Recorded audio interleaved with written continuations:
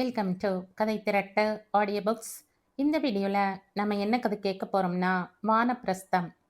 நம்ம சேனலை இது வரைக்கும் சப்ஸ்கிரைப் பண்ணாதவங்க சப்ஸ்கிரைப் பண்ணுங்க. பக்கத்தில் இருக்கிற மில்லைக்கோனை கிளிக் பண்ணி ஆல்ங்கிற ஆப்ஷனை ப்ரெஸ் பண்ணுங்க. ஸோ தட் நான் போடுற கதைகளை உடனுக்குடனே நீங்கள் கேட்கலாம். வாங்க கதைக்குள்ள போகலாம். பெற்ற தாய் தனை மகன் மறந்தாலும், பிள்ளையை பெறும் தாய் மறந்தாலும், உற்ற தேகத்தை உயிர் மறந்தாலும், உயிரை மேவிய உடல் மறந்தாலும், மேலே தொடர முடியாமல் மனம் சிந்தனை சூழலில் புதைய நாவு தடுமாறி குழறியது. மகன் மகள் யாராக இருந்தால் என்ன? உயிராய் வாங்கி கொண்ட கருவிற்கு ஒரு கொடுக்க 10 மாதங்கள் சுமந்து தூக்கத்தை தொலைத்து சோறு தண்ணீர் நீக்கி சிரமப்பட்டு போராட்டம் நடத்தி பூமியில் விழுந்த ஜீவனுக்கு இரத்தத்தை முறித்து பாலாக்க கொடுத்து பசி ஆற்றி கண் இமைக்காமல் காத்து நின்ற வளர்த்த பெண் பெற்ற தாயை மறந்துவிட்டாள். கல்லால் காயப்படுத்தாமல் சொல்லால் காயப்படுத்துகிறாள். ஏமா இப்படி இருக்க? விஷ ஊசியால் ஏன் குத்துகிறாய்? இதமாக பேச உனக்கு தெரியவே தெரியாதா? இல்லை, தெரிஞ்சுண்டுதான் இப்படித்தான் இருப்பேன். நீ என்ன வேணாலும் செய்திக்கு ஒன்று பேசுறியா? சொல்லுமா, வெட்டு 1 துண்டு 20. ஓ, நோ நோ. மனது மகளிடம் சமரசம் பாடியது. காலம்பர வேளை அவசரம். மணி 9 ஆச்சு. காலேஜ் கிளம்பணும். பிரின்ஸுக்கு லேட்டா வந்தா பிடிக்காது. நிறுத்தாட்சண்யமா. மரகதம், உங்க வாட்ச்ல டைமை கரெக்ட் பண்ணிக்கோங்க. It is 9:35 நவும்பா. உதாரணமாக இருக்க வேண்டிய நாமே தவறு செய்தால் நம் குழந்தைகள் தவறை நம்மால் திருத்த முடியாமல் போய்விடும் என்று சொல்லிவிட்டு போய்விடுவாள். இந்த மாசம் 2 லேட் ஆகிடுத்து. இந்த உத்தியோகம் வேண்டாம்தான். காசுக்கான தேவை இல்லைதான். இதை வாங்கித்தான் மளிகை பாக்கி கொடுப்பதற்கான நிர்பந்தம் இல்லைதான். ஆனால் படித்த படிப்பு வீணா போகாமல் குழந்தைகளுக்கான அறிவு கண்ணை திறந்துவிடும் தெய்வீக தொழிலை விட மனசில்லை. தகப்பன் டெபுட்டி தாசில்தாராக இருந்து சம்பாதித்தது மொத்தமும் மரகதத்துக்கு வந்துவிட்டது. மரகதம் தாய் தகப்பனுக்கு ஒரே பெண். ஆத்தோட இருக்கிற மாப்பிள்ளையா பார்த்து ஜெயராமனை தேர்ந்தெடுத்தார் ஜெகதீசன். வேணி பிறந்து 15 வயது வரை செல்லம் கொடுத்து வளர்த்து என் கடமை முடிஞ்சதுன்னு போய்விட்டிருந்தாள் மரகதத்தின் அம்மா. செல்லம், பெண்டாட்டி போன 10 மாதத்தில் நீ இல்லாத பூலோகத்துல சொர்க்கம் தென்படலைன்னு ஜெகதீசனும் போக மொத்த சொத்து மரகதத்துக்கு வந்ததுதான் நிஜமாச்சு. நாம் இருவர் நமக்கு ஒருவர்னு சிக்கன குடும்பமாக இருக்கவே வேலைக்கு போவது கஷ்டம் இல்லாமல் இருந்தது. ஆனாலும் மனசுல கஷ்டம் ஏற்படும் விதம் நிகழ்ச்சிகள் நடப்பதை யாராலும் தடை செய்ய முடியலை. போராத காலம் சற்று இறைந்து வேணியின் காதில் விழறாப்ல, வேணி, மத்தியானத்துக்கு என்ன டிஃபன் பண்ண? சேமியா உப்மா போருமா?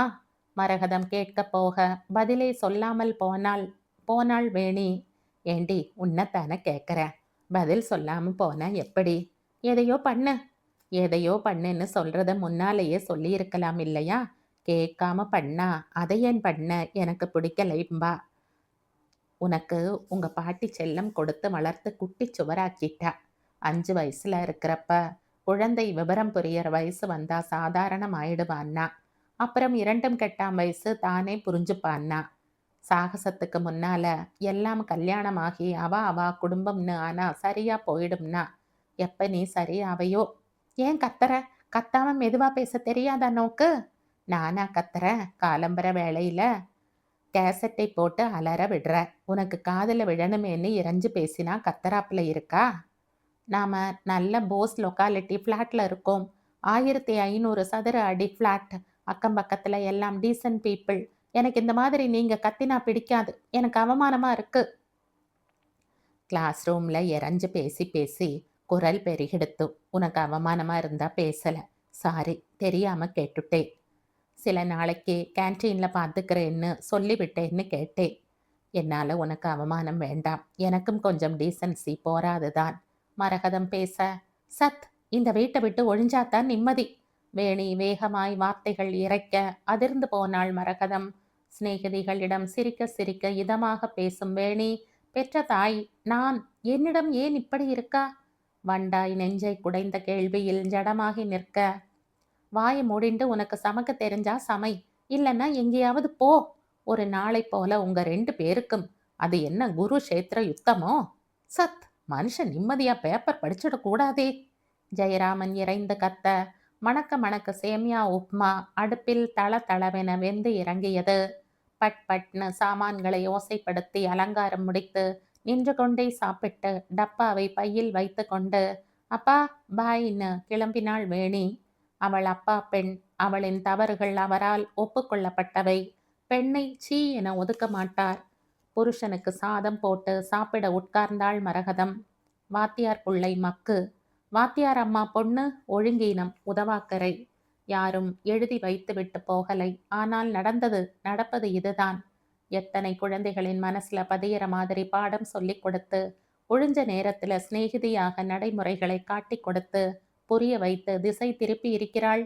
வேணி மட்டும் ஏன் இப்படி இருக்கிறாள்? தாய் மகள் உறவில் ஒருவேளை நட்புதான் இருந்திருக்கணுமோ? எதை சொன்னாலும் ரூலிங் ஆக எடுத்துக்கொள்ளும் பெண்ணிடம் எப்படி நட்பாக இருப்பது? நான் எந்த இடத்தில் தவறு செய்தேன்? பிள்ளை வளர்க்க தெரியவில்லையா? நான் எங்க வளர்ந்த அம்மா? நீ போயிட்ட. ஆனா உன் பேத்தி உன்னை போலவே எதேச்சாதிகாரம் பண்றவளா இருக்கா. உன் குணம்தான் சகலமும் அவளுக்கு. சட்டென்ற கண்களில் நீர்க்குளம் கட்ட, துக்கம் தொண்டை அடைக்க, கழிவிறக்கம் மேலிட்டு சுய பச்சாதாபத்தால் மெல்ல விசும்பலானாள். சட்டென்று கோபம் பொத்து கொண்டு வந்தது ஜெயராமனுக்கு. அழ ஆரம்பிச்சிட்டியா? அவ குணம் தெரியுமில்ல. அவள்கிட்ட போய் ஒன்றுக்கு 10 பேசி அவளை உசுப்பி விட்டு வாங்கி கட்டிக்கிற. தோ விட்டுட்டு போவியா? ஒரு பொண்ணுகிட்ட அட்ஜஸ்ட் பண்ணிக்க முடியல. நீ எல்லாம் வாத்தியாரமா உத்தியோகம் பார்க்குற. தோ எரிந்து விழுந்தான் ஜெயராமன். அவனுக்கு அவள் அழுதால் பிடிக்காது. எந்த பிரச்சனையையும் எதிர்நோக்கும் தைரியம் இல்லாதவன். சுமூகமாக போகணும். வம்பு வாய்தா வாதம் பிரதிவாதம் எதுவும் பிடிக்காது. குணம் தெரியாம இல்லை. நான் என்ன கேட்டேன்? சேமியா உப்மா எடுத்துட்டு போறியான்னு கேட்டேன். இதுல என்ன தப்பு இருக்கு? அதுக்கு அவ எப்படி பேசுறா பார்த்தேளா? நாளைக்கே கல்யாணமாகி ஒரு இடத்துக்கு வாழ போனா இவ இப்படி நடந்துண்டா நன்னா இருக்குமா? துளி கூட பொறுமை கிடையாது. எப்ப பாரு பேச்சுல ஒரு ஆத்திரம், பிடிவாதம், எடுத்தேன் கவிழ்த்தேங்கிற மாதிரி பேச்சு. என்னம்மா பொண்ணை வளர்த்திருக்கா பாரும்பா. விடு, காலுக்கு உதவாத செருப்பை கழட்டி எறி. வழக்கம் போல சொல்லிவிட்டு பேப்பரில் விட்ட இடத்தில் இருந்து தொடர்ந்தார் ஜெயராமன். காலுக்கு உதவாத செருப்புன்னு இவள்கிட்ட சொன்னாலும் தான் மட்டும் தலையில வச்சுண்டு பாத பூஜை பண்ணுவார். இவரிடம் போய் துணை வேண்டி சாய்ந்து கொள்ள ஒரு இடம் கேட்டேனே என்றபடி வழக்கமா சொல்றதை சொல்லிவிட்டு நடக்கலானாள். உங்களுக்கு மதிய டிஃபன் ஹாட் பேக்ல இருக்கு. பால் புரை குத்தியாச்சு. மத்தியானம் பால் வந்த உடனே காய்ச்சி காஃபி கலந்துக்கோங்கோ. கிளம்பினாள் அவள். தன் 52வது வயதிலேயே அலுவலகத்தில் ஆதாயம் கிடைக்கிறது என்று வாலண்டரி ரிட்டையர்மெண்ட் வாங்கிட்டு வந்த பணத்தை ஃபிக்ஸட்ல போட்டுவிட்டு வீட்டு பொறுப்பை எடுத்துக்கொண்டு மெதுவா எழுந்து குளித்து கும்பிட்டு சாப்பிட்டு பேப்பர் படித்து டேப் போட்டு கச்சேரி கேட்டு தூங்கி சாயந்தரம் காஃபி போட்டு சாப்பிட்டு மாலை வாக் போய் சாமான் கரிகாய் வாங்கி வந்து பெண் சம்பாத்தியத்தை பேங்கையில் போட்டு எடுத்து அவளுக்கு சாரத்தியம் பண்ணி சுகமாக இருந்தது ஜெயராமனுக்கு. அவர் முகத்தின் பளபளப்பில் வீட்டோட மாப்பிள்ளையானது எத்தனை சௌகரியம் என்று அனுபவித்த ருசி இருந்தது. பிரச்சனைகள் இல்லாததால் ஒரு முடி கூட நரைக்காமல் இருந்ததுல ஒரு சுய பெருமை இருந்தது. மரகதம் நான் எல்லாம் ஆபீஸுக்கு போறதில்லையும் சமையல் அறையில் இருந்ததாலும் கொஞ்சம் விடுதலை இறைந்தது. அப்பா அப்பா என்ற பெண் தன்னை சுற்றியதில் ஒரு கர்வம் இருந்தது.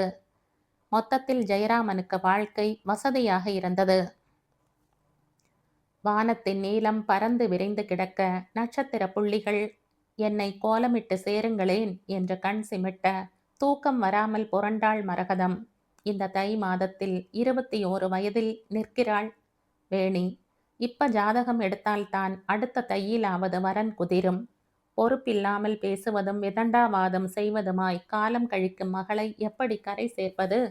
நெஞ்சை சதா குத்தும் இந்த பிரச்சனை கண்களை பிசுபிசுக்க வைத்த போது தோளில் மாலை போட்டு துணையாக்கி கொண்டவன் துணை வேண்டியிருந்தது. எங்க வீட்டு பெண் மகா கெட்டிக்காரி. கண் பார்த்தது கை செய்யும். வீட்டு நிர்வாகம் கை வந்த கலை. அதிர்ந்து பேச மாட்டாள். அடக்கம் எவன் கொடுத்து வச்சிருக்கானோ? இப்படியெல்லாம் சொல்லி பெருமைப்பட நான் கொடுத்து வைக்கலையே. தரையில் இழை பிசகி பிரிண்ட் சரியாக விழாத சேலையை மலிவு விலையில் தள்ளிவிடும் கை தேர்ந்த வியாபாரியாக எத்தனை போய் சொல்லணுமோ? இத்தனை போய் சொல்லி கல்யாணம் பண்ணி வைத்தால் 10ஆம் நாளே புடவையை சுருட்டிண்டு திரும்பி வரமாட்டாள் என்பது என்ன நிச்சயம்? மாப்பிள்ளையிடம் எந்த முகம் கொண்டு சமாதானப்படுத்துவது? அந்த சமாதானத்தை அவன் ஒப்புக்கொள்வானா? கல்யாணமானால் பித்தம் தெளியும் என்று கல்யாணம் பண்ணி வச்சோம்னு கை பிசையணுமா? தெரிந்தே ஒரு பையன் வாழ்க்கையை நரகமாக்குவது எப்படி சாத்தியம்? ச்சே! என்ன கற்பனை இது! எல்லாம் வயசு கோளாறு. ஏதோ மனசுல ஒரு பாதிப்பு. என்கிட்ட தானே எகிர்ற. கோத்திரம் மாறி தன் குடும்பம் தன் புருஷன் என்று வந்தால் சரியாகி விடுவாள். நானே வீணாக குழப்பிக் கொள்கிறேனோ? கலங்கினாள் மரகதம். இல்லை இல்லை, சுய சமாதானங்களுக்கு அப்பாற்பட்டது என் நிலை என்ற பயம் உசுப்ப, என்னங்க? குப்பிர படுத்து கிடந்தவன் மேல் தன் கையை படர விட்டாள். என்ன? எனக்கு தூக்கம் வரலைங்க. உனக்கு தூக்கம் வரலைன்னா தூங்குறவனை ஏன் எழுப்புற? எனக்கு கவலையா இருக்கு. உனக்கு வேற வேலை இல்லையா? உங்களண்ட கொஞ்சம் பேசணுமே. பேசி தொலை. நம்ம வேணிக்கு 21 வயசு முடிய போறதுங்க. தை மாசமா இருக்கு. ஜாதகம் எடுத்தா பரவாயில்ல. நம்ம நன்னா இருக்கிறப்பவே கல்யாணம் பண்ணி கொடுத்தா தான் தேவலை. காலம் ரொம்ப நன்னா இல்லை. சிநேகிதங்கள் நல்ல விதமா அமையலைன்னா குழந்தைகள் வாழ்க்கை கெட்டு போயிடும்.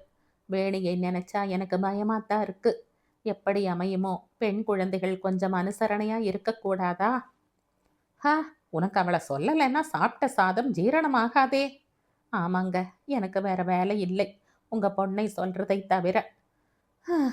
கல்யாணமாகி புருஷன் வீடு போனா வாய்க்கு ருசியா சமைக்க தெரிய வேண்டாமா? காலம் வர கொஞ்சம் சீக்கிரம் எழுந்து சமைக்க வந்தா பார்த்து பார்த்து செய்து பழகிக்கலாமேன்னு சொன்னேன். நீ பேசாம இருக்க வேண்டியது தானே?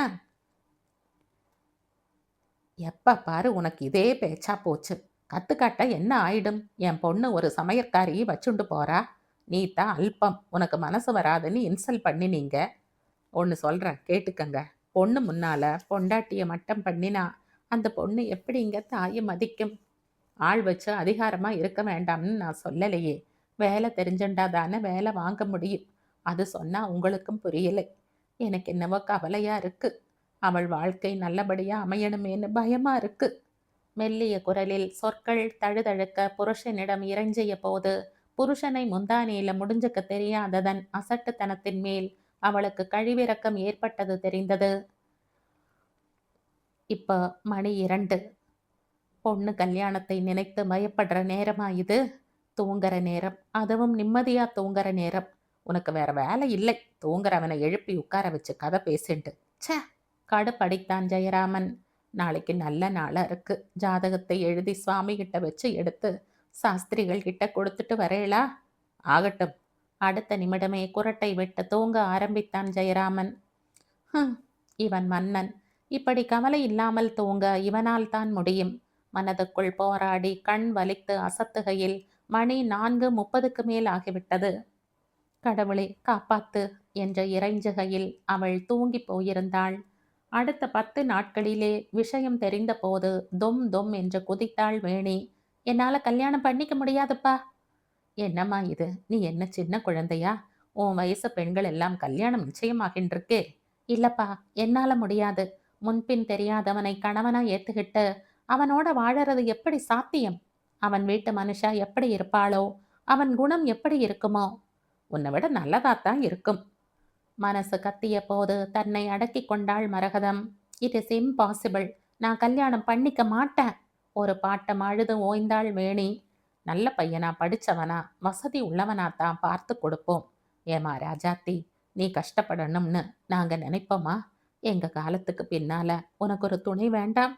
யார் சொன்னா கல்யாணம் பண்ணிண்டா கஷ்டப்படுவான்னு? பைத்தியம், அழாத. உனக்கு பிடிச்சு நீ ஓகே சொன்னாத்தான் மற்றதெல்லாம் அசடு. தாயுமானவனாகி பெண்ணின் கண்ணீரை துடைத்தான் ஜெயராமன். அப்பா, விட்டது சனி என்று நிம்மதியானாள் வேணி. இருந்தாலும் என்னால் அட்ஜஸ்ட் பண்ணிக்க முடியாது.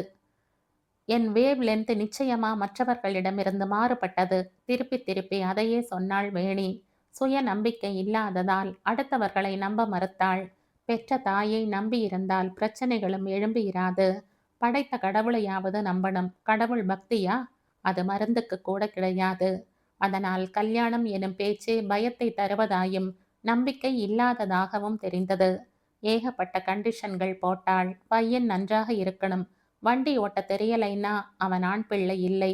சொந்த வீடு இருக்கணும், குடித்தனம் இருக்கிறவனா இருக்கக்கூடாது. அவன் வேலைக்கு போக நிர்பந்தித்தால் வேலைக்கு போக மாட்டேன். அவன் வேலைக்கு போக வேண்டாம் என்றால் வேலைக்கு போவேன். மாமியார் நாத்தனார் கூடாது. கூட்டு குடும்பம் தவிர்க்கணும். தனி குடித்தனம் வைக்கணும். தேடி தேடி அலைந்தாள் மரகதம். சக்கரமாய் சுற்றியதுதான் பலன்.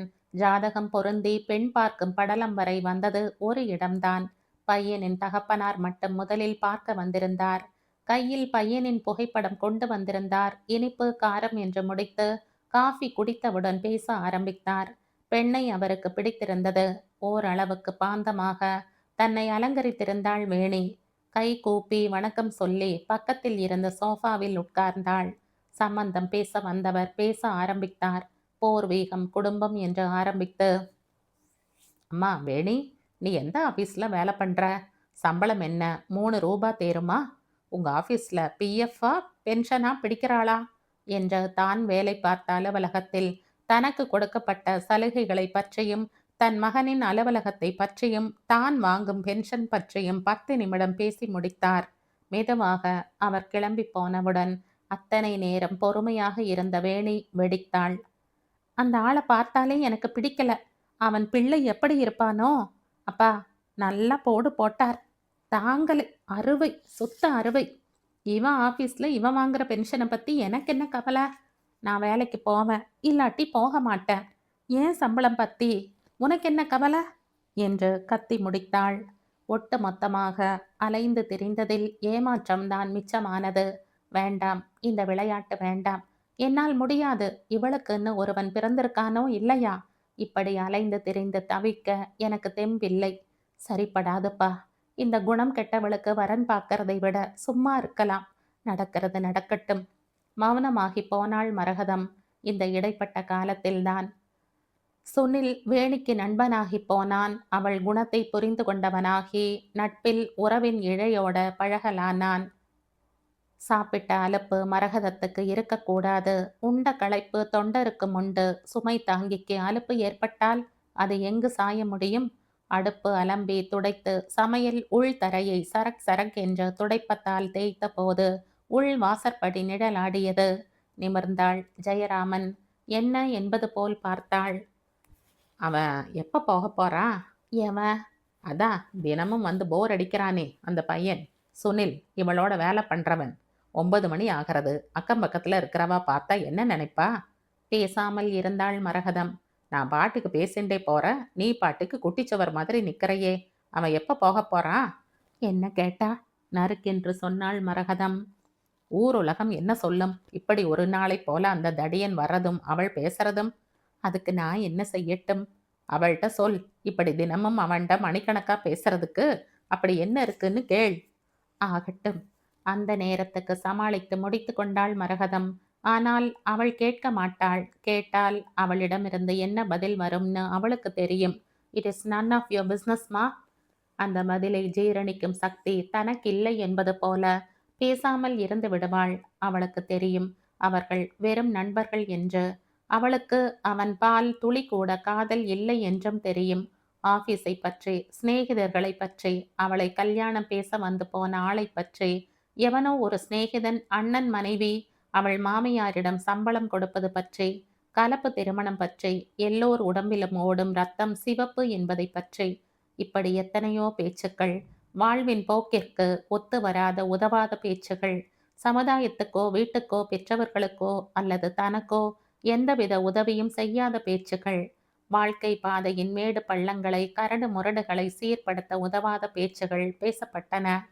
அந்த வயசு அவர்களை பேச வைத்தது. முடிந்தால் தானும் அவர்களுடன் வந்து உட்கார்ந்து கொள்வாள். குடும்ப நண்பனாக அவனை ஸ்வீகரித்து கொள்வாள். பேருக்கு கொஞ்ச நேரம் மற்றவர்கள் கண்களில் மண்ணை தூவுவதற்காக உட்கார்ந்திருப்பாள். அப்புறம் போய் விடுவாள். இந்த தகப்பனுக்கு ஏன் பொறுப்பு இல்லாமல் போனது? அவனுடன் அந்த மகள் பேசும்போது உள்ளே வந்து குமுறும் தகப்பன் அவன் போனவுடன் அப்படியே மறந்து போய் சாதாரணமாகி விடுவான். அப்பா, நீங்க என்ன சொல்றீங்க? இன்டர்காஸ்ட் மேரேஜ் பத்தி உங்க கருத்து என்ன? தைரியமாக அவள் கேட்க. ஆமாம்மா, எந்த ஜாதியா இருந்தா என்ன? நல்லவனா யோகியனா இருக்கணும். அவர் பூம் பூம் மாடாய் தலையாட்ட பேச்சை தொடருவார். நீங்க சொல்றது கரெக்டுப்பா. சுனில் சொல்றான், எத்தனை பிராமின்ஸ் நான்வெஜ் சாப்பிட ஆரம்பிச்சிட்டாங்க. சிகரெட், தண்ணி எது இல்ல. அதான் கறி விலை ஏறி போச்சுங்கிறான். அம்மா, ஒவ்வொருத்தர் டேஸ்ட் ஒவ்வொரு விதம். விடுமா. கட் பண்ணி கொள்ளும் ஜெயராமன். ஒரு நாளாவது, வேணி, உன் மனசுல என்ன நினைச்சுட்டு இருக்க? தினம் அந்த பையன் வரதும் நீ மணிக்கணக்கா பேசுறதும் எனக்கு பிடிக்கலைம்மா. Please stop it. இது எனக்கு அசிங்கமா படுறது. நல்லா இல்ல. நிறுத்திக்கோ. இதமாகவோ, இல்லை, எச்சக்கல நாயே, ஒரு நாளை போல கல்யாணத்துக்கு இருக்கிற பெண் அந்த தடியனோட என்ன பேச்சு? பளீர் என்ற ஒரு அறை. கன்னம் வீங்கி போறாப்புல விட்டிருந்தா அவள் திருந்தி இருப்பாள். எனக்கு பேசுவதற்கு உரிமை உண்டு என்று அசட்டுத்தனமாக நடந்திருக்க மாட்டாள். ஜாடை மாடையாக அந்த பையனை பற்றி தன் அபிப்பிராயத்தை சொல்லப் போய் சுள்ளென்று அவள் வீசிய சாட்டை அடியை மறக்கவில்லை. ஆதலால் ஜெயராமன் சொல்லியும் அவள் அதை பற்றி கேட்கவே இல்லை. ஏமா, உங்களுக்கு இத்தனை குருக்கெட் மைண்ட். அவன் ஒரு சிநேகிதன். ச்ச, சிநேகமா இருக்கிறது தப்புன்னு எந்த முட்டாள் சொன்னான்? எல்லாம் எனக்கு தெரியும். நீங்க வாயை மூடிண்டு பேசாம இருந்தா நல்லது. மனசை தோய்த்து சுட சுட பஜ்ஜி போட்டு வச்சாப்ல. அவன் பேசிய பேச்சு மறக்கவே இல்லை. வாயை மூடிண்டு சும்மா இருக்க பழகி கொண்டாள். சும்மா இருப்பதே சுகம் என்று ஆகிப்போனாள். பெற்ற குழந்தைகளை தவிர நெஞ்சிலே ஓங்கி போட வேறு எவரால் முடியும்? செத்த பிறகு கொள்ளி போட்டா சூடு உரைக்கிறதில்லையேன்னு அது எப்படி இருக்கு என்று பார்க்க டெஸ்ட் டோஸாய் பெட்ரோலை கவிழ்க்காமல் தீக்குச்சி உரசாமல் நெருப்பு வைக்க பெற்ற குழந்தைகளை தவிர யாரால் முடியும்? அவனும் அவளும் கூடி கூடி பேசிக்கொண்டது நிற்கவில்லை. இப்பொழுதெல்லாம் அவர்கள் பேச்சில் ஒரு கிசுகிசுப்பு இருந்தது. அடிக்கடி அவன் கோபமாய் பேசினான். அவள் வலுக்கட்டாயமாக வாதாடினாள். மரகதம் வந்தவுடன் சட்டென்று பேச்சு பாதை மாறும். அயர்ந்து போனாள் மரகதம். உள் மனசுக்குள் ஏதோ நடக்கப் போகிறது என்ற துக்கம் பொங்கியது. ஒரு நாள் அது நடந்தே விட்டது. சுனில் அவன் வெறும் நண்பன்தான் என்று அடுத்து வந்த மாதங்களில் நிரூபணமானது. ஒரு நாள் ஆபீஸுக்கு போன வேணி வரவே இல்லை. 6 மணிக்கு டான்னு வருபவள் வரவில்லை. 6, 7, 8 என்று ஆனபோது அடிவயிறு கலங்க ஆரம்பித்தது. நினைவுகள் பிராண்ட தொடங்கியது. அப்பனும் அம்மையுமாக காத்து கிடந்தனர்.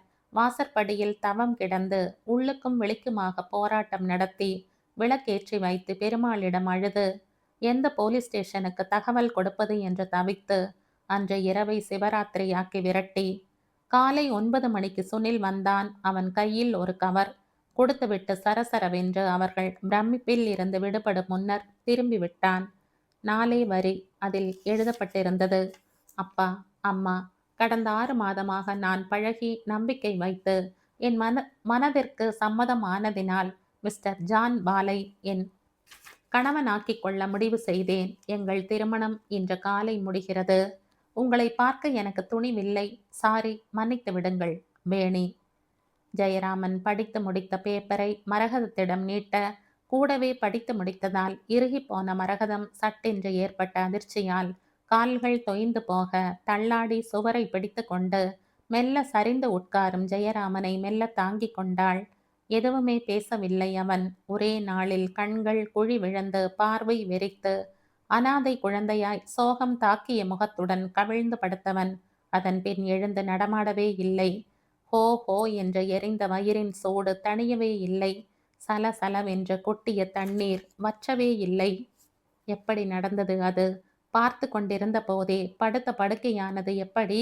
கண்ணும் கண்ணீருமாக என்னை பலமாக நம்பி என்னிடம் பகிர்ந்து கொள்ள வந்த உன் தவிப்புகளை உணராமல் எத்தனை தடவை முழுசும் சொல்லி தொலையேன். வாயில ஏன் போட்டு மென்னு துப்பறேன்னு கடுமையா பேசி இருக்க. மரகதம், மரகதம், என் பக்கத்துல வா. இப்பொழுது மெல்லிய குரலில், நான் உன்னிடம் என் மன சுமையை இறக்க துடிப்பது உனக்கு புரியலையா? இல்லை, புரிஞ்சும் புரியாம ஒதுங்கிக்கிறையா?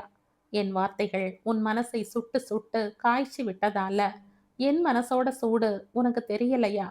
வேணி, ஏமா இப்படி பண்ண? ஜாதகம் பார்க்கணும். இந்த வருஷம் வேணிக்கு முடிச்சுட்டா தேவலைன்னு நீ சொன்னப்ப சுருக்குன்னு கோபம் வந்து ஆக்கிரமிக்க, சாப்பிடும்போது உயிரை எடுக்காத, இத்தனை சீக்கிரம் குழந்தையை கல்யாணம் பண்ணி அனுப்ப அவ என்ன உனக்கு சுமையா போயிட்டாள்னு கடுகடுத்தனே. உன்கிட்ட பேசாம பகிர்ந்து கொள்ள முன் வராம கோழையா கிடந்தனே. ஆனா கண் கெட்ட பிறகு சூரிய நமஸ்காரம்னு சொல்வாளே, அது மாதிரி இப்பொழுது எத்தனையோ பேசி கொட்ட என் மனசுல துடிக்கிறப்ப ஆனா நீ தான் எதுவுமே பேச மாட்டேங்கிற மரகதம். வாய திறங்க, மாத்திரை போடுறேன். திரும்பி படுங்கோ, முதுகை துடைக்கணும். ரசம் சாதம் கரைச்சுண்டு வரட்டுமா என்று மட்டுமே பேசுற. எனக்கு பயமா இருக்கு. நம் பொண்ணோட எதிர்காலம் எப்படி இருக்குமோ என்று கவலைப்பட்டு நீ பேச வந்தபோது உன்னை தூக்கி எறிந்தேன். இப்ப என் ஆரோக்கியம் அவலமாகி போகி என் பெண்ணும் என்னை விட்டு உன்னிடம் மனசு விட்டு பேச முடியாமல் தவிக்கிறேன். மரகதம், உன் எண்ணங்களுக்கு மதிப்பு கொடுக்காதவன் நான். இப்ப என் மனசு திறந்து பேச, அதை நீ கேட்க நான் என்ன செய்யணும்? நீ நெருங்கி வந்தப்ப புறக்கணித்தேன். நான் நெருங்கி வர முடியாம விதி விளையாடித்தோ. எத்தனையோ பேச துடிக்கிறேன். ஆனால் வார்த்தைகள் ஏன் வரவில்லை? ழோ ழோன்னு தான் வர்றது. கையும் முடங்கி போய் எழுதி காட்ட முடியல. உயிர் அடங்கிக் கொண்டே வருகிறது. என் துடிப்பு குறைவது எனக்கு தெரியறது. மரகதம், வேணியும் போயிட்டா, நானும் போகப் போறேன். நீ தனியா என்ன பண்ணுவ? மரகதம், ஐயோ, உன்னை விட்டு போக மனசில்லை. நீ புரிஞ்சுப்பியா இதை? காலுக்கு உதவாத செருப்பை கழற்றி எறின்னு சொன்னனே, என்னையும் நீ கழற்றி எறிஞ்சுடுவியா? அவன் பார்வைகள் இறஞ்சிய போது அவள் பணியில் மூழ்கினாள். துக்கப்படுறேன்னு சொல்லிக்கிறது பெருமை இல்லை, துக்கப்படுவது தீர்வும் இல்லை. தனக்குத்தானே தேற்றி கொண்டாள். காலுக்கு உதவாத செருப்பை கழற்றி எறி என்று அவன் சொல்லி சொல்லி மனதில் உருவேற்றி இருந்ததால் வேணி போனது மனதை பாதித்தாலும் அவள் நினைவுகளை ஒட்டுமொத்தமாக புறக்கணிக்க முடியாவிட்டாலும் அதிகமாக தன்னை பாதிக்க விடாமல் பார்த்து கொண்டாள். உடைந்து போனது ஜெயராமன் தான். அவன் உடைந்து போகவில்லை, நொறுங்கி போனான்.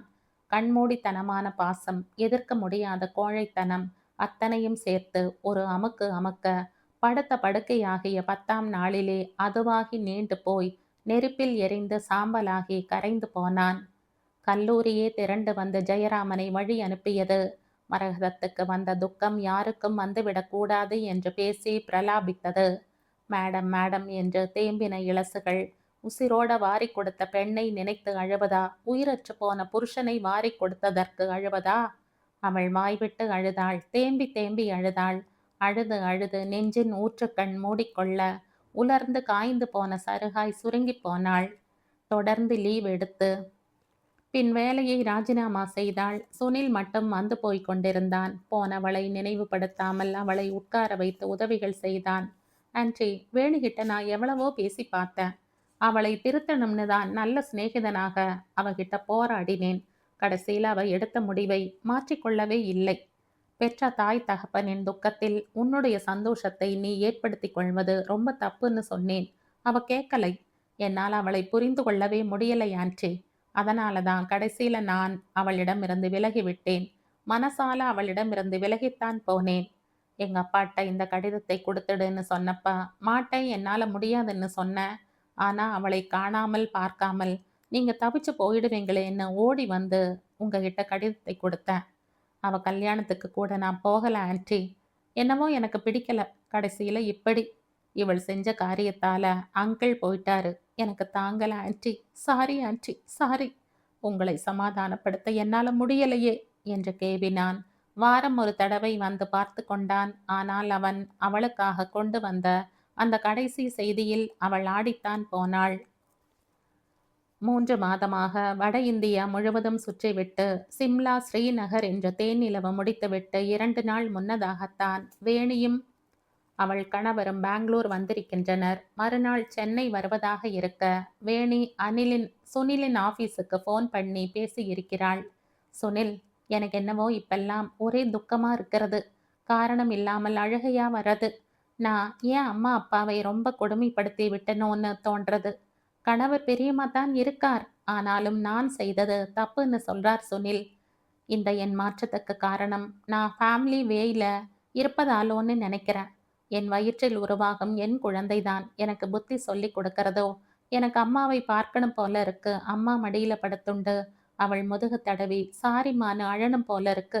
சுனில், அம்மா என்னை மன்னிப்பாங்களா? அப்பா எப்படி இருக்காங்க? நான் திருந்திட்டேன் சுனில். சுனில், நாங்க நாளை மெட்ராஸ் வரோம். என்னை அம்மா கிட்ட அழைச்சிட்டு போறியான்னு பேசின ஆன்ட்டி. ஆனா இதை பாருங்க ஆன்ட்டி, இதை படிங்க என்று அன்றைய தினசரியை நீட்டினான் சுனில். பெங்களூர் ஏர்போர்ட்டிற்கு வரும் வழியில் அவர்கள் பயணம் செய்த கார் விபத்துக்குள்ளாகி இருவரும் இறந்து போனதை புகைப்படத்துடன் உறுதி செய்தது அந்த தினசரி. ஆன்ட்டி, உங்களை எப்படியாவது சமாதானப்படுத்தி அவளுடன் உங்களை சேர்த்து வைக்கணும்னு நினைச்சேன் ஆன்ட்டி. ஆனா எப்படியாச்சு பாத்தீங்களா? மதம் மாறி கல்யாணம் பண்ணிக்கிட்டாலும் அவர் உங்கள் மகள் தானேன்னு சொல்லி உங்ககிட்ட அவளை அழைச்சிட்டு வர நினைச்சனே. இப்படி ஆயிடுச்சே ஆன்ட்டி. ஃபோன்லயே உங்களை பார்க்கணும்னு அழுதுட்டேன் ஆன்ட்டி. நீ கவலைப்படாத வா. உங்க அப்பா அம்மா நல்லவங்க மன்னிச்சிடுவாங்கன்னு சொல்லி அங்கிள் செத்து போனதை சொல்லாம வச்சேன். இங்க வந்த பிறகு நிதானமா சொல்லலாம்னு இருந்தேன். பிள்ளை உண்டான பெண்ணுக்கு அதிர்ச்சி வேண்டாம்னு அவளுக்கு ஆறுதலாத்தான் பேசினேன். ஆனா கடவுள் எப்படி செய்துட்டார் ஆன்ட்டி என்று குலுங்கி குலுங்கி அழலானான் சுனில். சட்டென்ற பாசம் வெடித்து சிதற, வேணி என் கண்ணே என் ராஜாத்தி, ஐயோ போயிட்டியா அம்மா, மூஞ்சில முழிக்க வேணாம்னு போயிட்டியா, வேணி வேணி, தலையில் அடித்து கொண்ட புடவை நெகிழ ஓவென்று அரற்றி புரண்டு அழலானாள் மரகதம். துளி துளியாக காலம் நகரலாயிற்று. பிரம்மை பிடித்தவளாய் மாதங்களை தள்ளினாள். மெல்ல தன் நிலையை உணர்ந்தபோது மரணம் இலகுவானது என்று தோன்றியது. ஆனால் செயல்படுத்தும் துணிவு சட்டென்று வராமல் கைகளை கட்டி போட்ட போது, உன்னை மாதிரி எத்தனை நிராதரமானவர்கள் இருக்கிறார்கள், அவர்களுக்காக ஒரு அமைப்பை ஆரம்பித்து நடத்தினால் என்ன என்று தோன்றிய போது இருள் விலகி வெளிச்சம் தென்பட்டது. வானப்பிரஸ்தம் மனதில் உருவானது.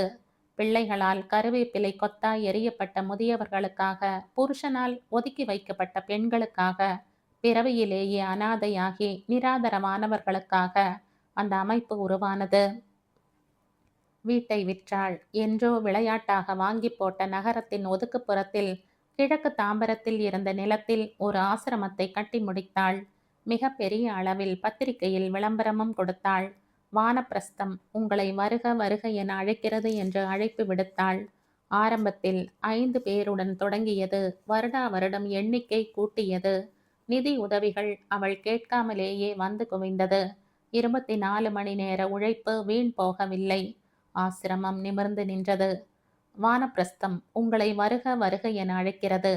வாழ வழி இல்லையா? சோர்வடையாதீர்கள். போக இடம் இல்லையா? இங்கே வாருங்கள். முதுமையில் சாய்ந்து கொள்ள தோள் இல்லையா? தோள் கொடுப்போம் வாரீர். வானப்பிரஸ்தம் உங்களை மெய் தொட்டு அழைக்கிறது. ஒரு முறை வாருங்களேன்.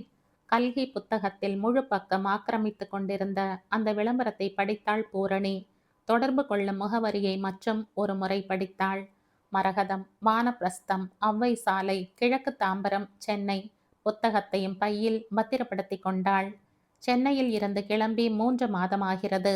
ஒவ்வொரு இடமாக போய் நிதானமாக தங்கி பார்த்து ஒவ்வொரு இடத்திலும் ஒவ்வொரு பெயராக ஆதியும் அந்தமும் இல்லாத அந்த மூலவனை தரிசித்து பேசி அழுது அரற்றி சமாதானமாகி நெஞ்சை நிரப்பிக்கொண்டு கடைசியாக திருப்பதி வந்து அங்க பிரதட்சணம் செய்து முடித்து கோவிந்தனை வாய் நிறைய கூப்பிட்டு அந்த 7 மலையான் உறையும் திருத்தலத்தில் ஆசை தீர உலவி சப்தகிரியில் சென்னை திரும்பிக் கொண்டிருந்தனர் பூரணியும் நடராஜும்.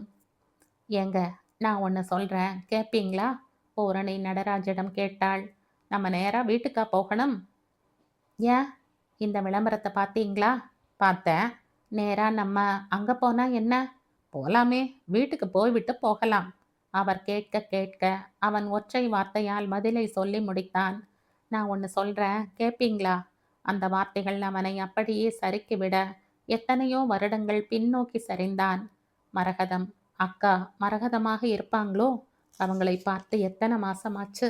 திருவான்மியூரின் ஒரு கோடியில வீடு இருந்ததால யாரையும் போய் பார்க்க நேரம் இல்லை. ஏதாவது ஒரு சுமை மனசுல கனத்தை ஏற்றி கொண்டிருந்ததால, எல்லாமே அவசியம் இல்லாததாக ஒரு பிரம்மையை தோற்றுவித்ததால எங்கேயும் போகல. அக்கா கட்டாயம் உங்களை பார்க்கணும். பூரணியின் மனமும் மெல்ல பின்னோக்கி சென்றது. விடியற்காலைக்கு முந்தைய குளிர்ச்சியும் பனியும் ஆக்கிரமிக்க சில் என்ற காற்றும் கூட அடிக்கவே நத்தையாக சுருங்கி கொண்டாள் பூரணி. சட்டென்று எழுந்த நடராஜன் ஜன்னல் கதவை சாத்திவிட்டு போர்வையை இழுத்து போர்த்தி விட்டான். கல்யாணத்தன்று பார்த்த அதே பூரணியாகத்தான் இருந்தாள். சுருட்டை முடியும், குண்டு முகமும் குழந்தைத்தனமுமாக. அந்த 10 ஆண்டு தாம்பத்தியம் எந்த மாற்றத்தையோ முதிர்ச்சியையோ தராமல் அவள் அவளாகவே இருந்தாள். மொட்ட விழுந்த பெண்மை தாய்மையாக மலராததால் பூரணமற்றவளாக இருந்தாள். கடந்த 2 வருடங்களாகத்தான் இதை பற்றிய நமைச்சல் அதிகமாக நகரத்தின் மிகப்பெரிய மருத்துவர்கள் யாரையும் விட்டு வைக்காமல் அப்பாயின்மெண்ட் வாங்கி போய் வந்ததுதான் மிச்சம், பலன் இல்லை. காசியில் இருந்து ராமேஸ்வரம் வரை பயணங்கள் முடிந்திருந்தன. ஸ்லோக புத்தகங்கள் புது மெருகு அழிந்து ஓரம் கசங்கி மடங்கி மறுபடியும் அலமாரியில் போய் முடங்கின. விரதங்கள் வாரத்தின் நாட்களை ஆக்கிரமித்து கொள்ள வாரத்தின் 7 நாட்கள் போராமல் தவித்தாள் பூரணி. ஆனால் உறுதியான ஒன்றாக பிள்ளை பிறக்கவில்லை. மேலுக்கு வருத்தப்பட்ட உறவினர் குழாம் பெயர் அளவில் ஆறுதல்கள் சொன்னாலும் உள்ளுக்குள் சந்தோஷப்பட்டனர். சும்மா என் மனசை போட்டு உழப்பிக்கிற நடராஜ், நினைச்சா நடக்கிற காரியமா இது? நம்ம ஈச்சு இல்லையா? தாராளமா அவனை வளர்த்து கொள்ளேன். ஈச்சு என்ற ஈஸ்வரனுக்கு 10 வயது முடிந்திருந்தது. இவன் எங்களுடன் ஒட்டுவானா? மனசால நினைவால. சொத்துக்கு மட்டும் வாரிசு தேடவில்லை அவர்கள் என்று நடராஜன் சகோதரிக்கு ஏன் தெரியவில்லை? பூரணி இப்படி துரும்பா இழைச்சு போறையே, எப்ப பாரு விரதம். எதுக்கு பூரணி? தலையை சுத்திண்டு வந்து படுத்த படுக்கையானா? யார் இருக்கா செய்யறதுக்கு? பிள்ளை பொறி விடாது. சுமக்கிற விதி இருந்தா தானே வரும். இடிஞ்சு போகாத. நம்ம ஐஷு இருக்காளே, அதை எடுத்துண்டு போய் வளர்த்துக்கோ. அத்திம்பேர் என்ன வேண்டாம்னா சொல்ல போறார்? கிரிஜாவுக்கு சகோதரி பூரணியின் சொத்தின் மீது ஏக ஆசை. 3 பெண்களில் ஒரு பெண்ணை தள்ளிவிட்டால் பிரச்சனை குறையுமே என்று பார்த்தாள். சித்தி சித்தி என்று காலை சொத்தும் ஐஷோ தன்னை அம்மா என்று எப்படி ஒப்புக்கொள்ளும்? ஏற்கனவே நடராஜன் பெரிய சகோதரனின் பெண்ணை அவன் அம்மா தத்து எடுத்துக்க சொன்னபோது மறுத்திருந்தான். எடுத்து வளர்ப்பது பிள்ளை குழந்தையாக இருந்தால் ஓய்ந்து உட்கார்ந்த நாளில் ஒரு வாய் தண்ணி கொடுப்பான் என்று தன் எண்ணத்தையும் சொல்லி இருந்ததால் சகோதரி கிரிஜாவின் பெண்ணை தத்து எடுத்துக்க நடராஜுக்கு விருப்பம் இருக்காது என்று பூரணிக்கு நன்றாகவே தெரியும். கடைசியில் எந்த குழந்தையையும் தத்து எடுக்க முன் வராத நிலையில் உறவின் மனசுகள் தங்களை சமாதானப்படுத்தி கொண்டனர். நிச்சயமாக தன் குழந்தைக்கு என ஒரு பங்கு கிடைக்காமல் போகாது என்று உறுதியாக தெரிந்தாலும் என்னவோ சொல்வாளே, அது போற நாள்ல புள்ளை பிறக்கும்னு காத்தண்டு கிடக்கட்டும். காசு இருந்தா ஆச்சா? கஞ்சத்தனமும் கூடவேன்னா இருக்கு. சரியான அல்பங்கள். காசு செலவழிக்க மனசே வராதே. போறத்தை எதை எடுத்துண்டு போக போறா என்ற சொற்களை மென்று துப்பினர். பட்டும் படாமலும் இவை காதில் விழுந்ததால் நடராஜனுக்கு தூக்கம் போயிருந்தது. நீங்க தூங்கலை? பூரணி சின்னதாக கேட்க, இல்ல தூக்கம் வரல. ஏன், உனக்கும் தூக்கம் வரலையா? இல்லைங்க. நான் ஒன்று சொல்கிறேன், கேட்பீங்களா? முதல்ல சொல்லு, கேட்கறதும் கேட்காததும் பின்னால பார்த்துக்கலாம். ஏங்க, ஒரு அனாதை குழந்தையை தத்தி எடுத்துண்டா என்ன? அப்பா அம்மான்னு பின்னால யாரும் கிளைம் பண்ண மாட்டா. சின்ன சிசு நம்ம முகத்தை பார்த்து பழக்கம் ஆகிறதால நம்மை அம்மா அப்பான்னு ஒத்துக்கும். நானும் அதைத்தான் நினச்சேன். ஆனால் அம்மா என்ன சொல்வாளோ கேட்டு பார்க்குறேன். ஒரு வார்த்தை கேட்காம செய்தா நன்னா இருக்காது. ஆனால் எனக்கு மட்டும் சந்தேகம்தான். அம்மா குணம்தான் உனக்கே தெரியுமே. அன்றே அவன் தன் தாயை பார்க்க முடிவு செய்த போது பொழுது விடிந்துவிட பூரணி எழுந்தாள். எப்படி இதை பற்றி பேசுவது என்ற நடராஜும் என்ன சொல்வார்களோ என்ற பூரணியும் போராட மாலையானது. மணி 6 ஆகியும் நடராஜ் வரவில்லை. பூரணிக்கு இருப்பு கொள்ளவில்லை. வாசலுக்கும் உள்ளுக்குமாக நடந்து சளைத்தவள் கடைசியில் வெளியே வந்து நின்றபோது மரகதம் கல்லூரியில் இருந்து வந்து கொண்டிருந்தாள். வாசலில் தவம் கிடக்கும் பூரணியை பார்த்து, என்ன பூரணி, நடராஜ் இன்னும் வரலையா? வரல மேடம், அதான் காத்துருக்க, கவலையா இருக்கு. பூரணி, கவலைப்படுறதுக்கு என்ன ஆச்சு? இப்ப மணி 6 தானே ஆறுறது. எத்தனையோ நாட்கள் நடராஜ் லேட்டா வந்திருக்காரே. மேடம், உள்ள வாங்களேன். உங்களை பார்த்து கொஞ்சம் பேசணும்னு நினைச்சேன். கொஞ்சம் நேரம் ஒதுக்க முடியுமா? ஏமா, ஏன் டென்ஷனா இருக்க? அதெல்லாம் ஒன்றும் இல்லை. சொல்ல, நீங்க இப்பதான் காலேஜில் இருந்து வரீங்க. உங்களை எப்படி தொந்தரவு செய்யறதுன்னு? நோனோ, சொல்ல போனா இன்னைக்கு வீட்டில் எந்த வேலையும் இல்லை. அங்கிளும் வேணியும் ரிசப்ஷனுக்கு போறாங்க. எனக்கு வியாழக்கிழமை ஒரு பொழுது. Finish, no problem. என்னால் கொஞ்சம் என்ன, நிறையவே டைம் ஸ்பேர் பண்ண முடியும். மெல்ல உள்ளே போனாள் மரகதம். பூரணியை அவள் நன்றாக அறிவாள். அவள் பிளாட்டுக்கு பக்கத்தில் 2 வருடம் முன்னால் குடி வந்திருந்தாள். அவ்வப்போது பொன் சிரிப்பாக ஆரம்பித்த காலத்தில் உருவான நட்பு நன்றாகவே இறுகி வேர் விட்டிருந்தது. மரியாதை தப்பாத நட்பு அது. எது செய்தாலும் மரகதத்துக்கு கொடுக்காமல் இருக்க மாட்டாள் பூரணி. கண் மூடி திறப்பதற்குள் காஃபியை கலந்து மரகதத்திடம் கொடுத்தவள் காலையில் நடந்த பேச்சுவார்த்தைகளை கோர்வையாக சொல்லி நடராஜ் தன் அம்மா வீட்டுக்கு போயிருப்பதை சொன்னாள். பூரணி, சொல்லுங்க மேடம்.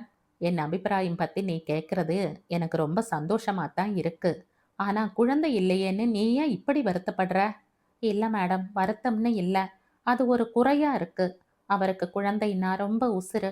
கொஞ்ச நாளாவே வீட்ல அவர் வந்த உடனேயே, பூரணி வீட்டுக்கு வந்த உடனேயே, நம்ம வீட்ல குழந்தை இருக்கு, அத கொஞ்சி விளையாடலாம்னு நினைக்கிற சுகம் இருக்கே, அந்த சுகம் நமக்கு ஏன் கிடைக்கலைன்னு உருகுறார்.